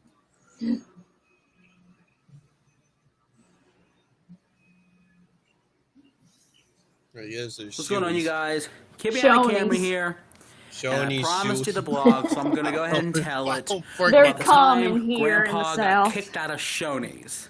Shoney, pony. So Dad and I went to Shoney's. It was like 8 o'clock in the morning. There was somebody else with us, one of Dad's friends, or it was like an uncle or something. I can't really remember. I was pretty young. But I remember we all went for the breakfast buffet. We were on our way to the flea market one Saturday morning, and we just stopped in for the breakfast buffet at Shoney's. And we were loading the fuck up, man. Because if you've never seen the Shoney's breakfast buffet, it's like a typical buffet. You got about 3 bars, but they're all filled with breakfast items. You know, bacon, sausage, biscuits, eggs, hash browns, chicken tenders, gravies, and cheeses. It's a pretty good breakfast buffet. It's got pancakes and French toast and French toast sticks, and it's a great breakfast buffet. And we were just eating every fucking thing there, dude. I was full after like 2 plates, which was a lot because I was like a fucking 9 years old. And Dad is just eating more. He's like, I'm going back up. I got me some more of this shit. And so he goes up, and he's got another plate, and every plate gets bigger than the last. Like, this plate has, like, fucking a pile of eggs, looks like a mountain, covered with cheese and mushrooms. And the next plate has French toast sticks, and he takes almost all the bacon. He'll take the tongs, and goddamn, I better get me some bacon. Puts it on the plate. There's people behind him looking like, he took all the bacon. And he can feel it, so he looks at him. I'm pretty hungry, I gotta tell you that now. So he took all the fucking bacon. Yeah, 9 and minutes we're talking and 5 broadcast plates ends later, up yours, dude. He's you know. going back up. And the waitress brought us our check like 30 minutes before, expecting us to pay. And he's drinking up the coffee on refills. And she's taking away stacks of plates. And finally, she comes up and she goes, hi, well, I just want to let you know we're going to be changing over to lunch pretty soon. So it is fucking almost 11 o'clock. We've been there for like 2 hours now. And Dad goes, okay. She goes, well, if you're going to be staying for lunch, it's actually going to be a $2 extra fee per person if you want to pay that. That's fine. That's fine. Can I eat my food? And she walks away, and then finally the manager comes back. Sir, we're actually going to have to ask you to leave because he didn't really get into any, like, explanation. We're just going to have to ask you to leave. And Dad, huh? Oh, fuck no, motherfucker. I'm staying my fat ass right here, and I'm going to eat me some more goddamn motherfucking bacon. How about that? The manager's, like, shell-shocked. He's just... Well, sir, the thing is... No, the thing is, motherfucker, that you ain't asking me to leave my goddamn seat because I'm paying for this fucking meal. Long story short, another couple people came out. Dad had to leave, but we didn't pay. We did not have to pay because Dad wasn't going to offer any money. Well, fuck it, you won't have me to leave. I ain't paying a goddamn thing. This was all I could eat. Not all you say I could eat, motherfucker. So they kicked Dad out of Shoney's because he got mountains of plates, bacon, and he took all the food. I mean, no surprise. When you're taking all the bacon, I'm hungry, man. Obviously, you gotta leave. When you're taking all the eggs, I'm hungry, man. They're gonna ask you to leave. Now, granted, I was pissed off too. You know, I'm in the passenger seat. Fuck Shoney's, we'll never go back again. That's one of those things where Dad's in the driver's seat. I would never go back to Shoney's ever the fuck again. He's calling up my aunt who has the internet because we didn't have it yet. Charlene, I'm telling you now, I need you to pull up the number, and I want the number to Mr. Shoney himself, because I'm going to give him a piece of my goddamn mind. Kick me out of that restaurant. Kick me out of that goddamn restaurant. Fuck you. So Grandpa was kicked out of Shoney's. He was embarrassed, obviously. He got kicked out for eating too much. But he was kicked out of Shoney's, and we went back like a month later. Like, subscribe, favorite, subscribe to Bridget West at Yeah, the favorite button's gone. Favorite button? Yeah, on YouTube. Oh. Or I forgot what the hell it was. There was a rate thing apparently, which I think I slightly remember. It's been God knows how long.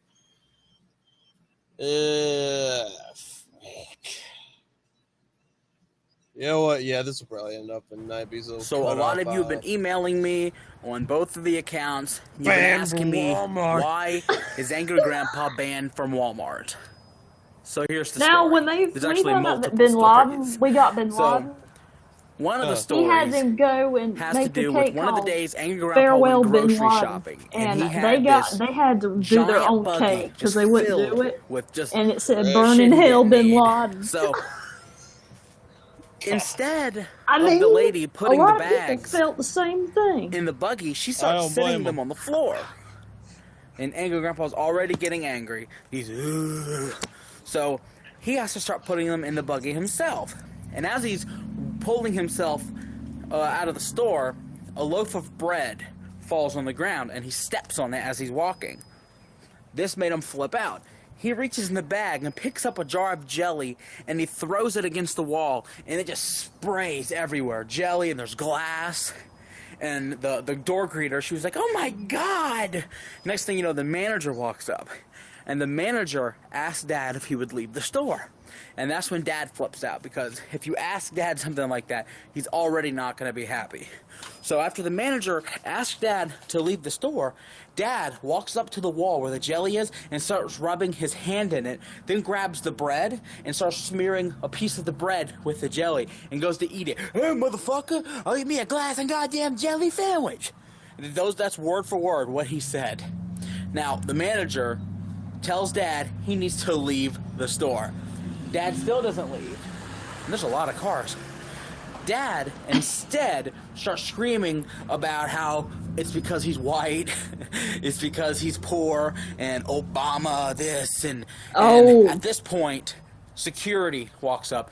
And instead of walking Dad out the store, they walked him to the back to the other side of the store. The next story comes when Dad went to the tire center because he needed new tires on the van. He goes out there, and there's a guy walking out of the tire center as he's walking up. And Dad says, hey, I need to get some tires. The guy, the dude's attitude was rude. He looks at Dad, and he says, I'm on my break. So Dad proceeds to stalk the employee around the Walmart store. He's following him going, I'm on my break, motherfucker, I'm on my break, I'm on my break. And he won't stop. Security comes back. They already remember him. They said, you're not even supposed to be here. They kick him out of the store. They say next time they're going to call the police. Now, there's been other times he's tried to go in, and now they recognize him. He'll get into the store, and he starts shopping, but midways, they'll come up to him and ask him to leave the store. He is not allowed in Walmart. Unfortunately, there's another story to tell from a totally different Walmart. This story, Angry Grandpa walks in there, and he goes to the deli section where they cut the meats and stuff, and he goes in, he orders about 5 or 6 pounds of roast beef. Now, 5 or 6 pounds didn't fit in one of those packages, so they put all of his pounds of roast beef in like three different clear packages, but only labeled one with a price tag. And the price tag was like $35. He was already pissed off about that. When he gets something that's too expensive, he always does the same thing. Huh? Goddamn, better be some good goddamn roast beef. So the roast beef was too expensive already for him. So we get to the register, and the lady doesn't see separate packaging markings on the packages, and I'm gonna call management. And so I tried to be nice. I was like, oh, I'm sorry, ma'am, that's actually for one. They wouldn't fit in 3 packages, so they priced it for one. She goes, I don't think you know what you're talking about. And Dad blew. He goes, let me tell you something, you goddamn bitch, motherfucker. Whoa. I paid for goddamn. And he goes off on a minute tirade about how the roast beef was already too expensive, and now she's gonna charge him more, and how she's a fucking bitch, and how she's on welfare, and how Walmart must have hired her through the Goodwill system. Push come to shove, security came with the police. Okay. He can't go inside Target. He can't go inside McDonald's. He can't go inside Papa John's fucking pizza. He can't go anywhere anymore, because every time he goes, he starts shit. There's been times where he's ran around the store screaming for somebody because there's 2 registers with employees and 30 registers with nobody on it. Oh, nobody wants my goddamn money? Why? Because I'm paying them food stamps? Angry Grandpa is not the kind of person you want walking into your store. And they've realized that, and now he's banned from almost everywhere. There's only a few places that he is still allowed inside, and frankly, I'm surprised he still is. Hey, Pop, what? Edith the Deedith.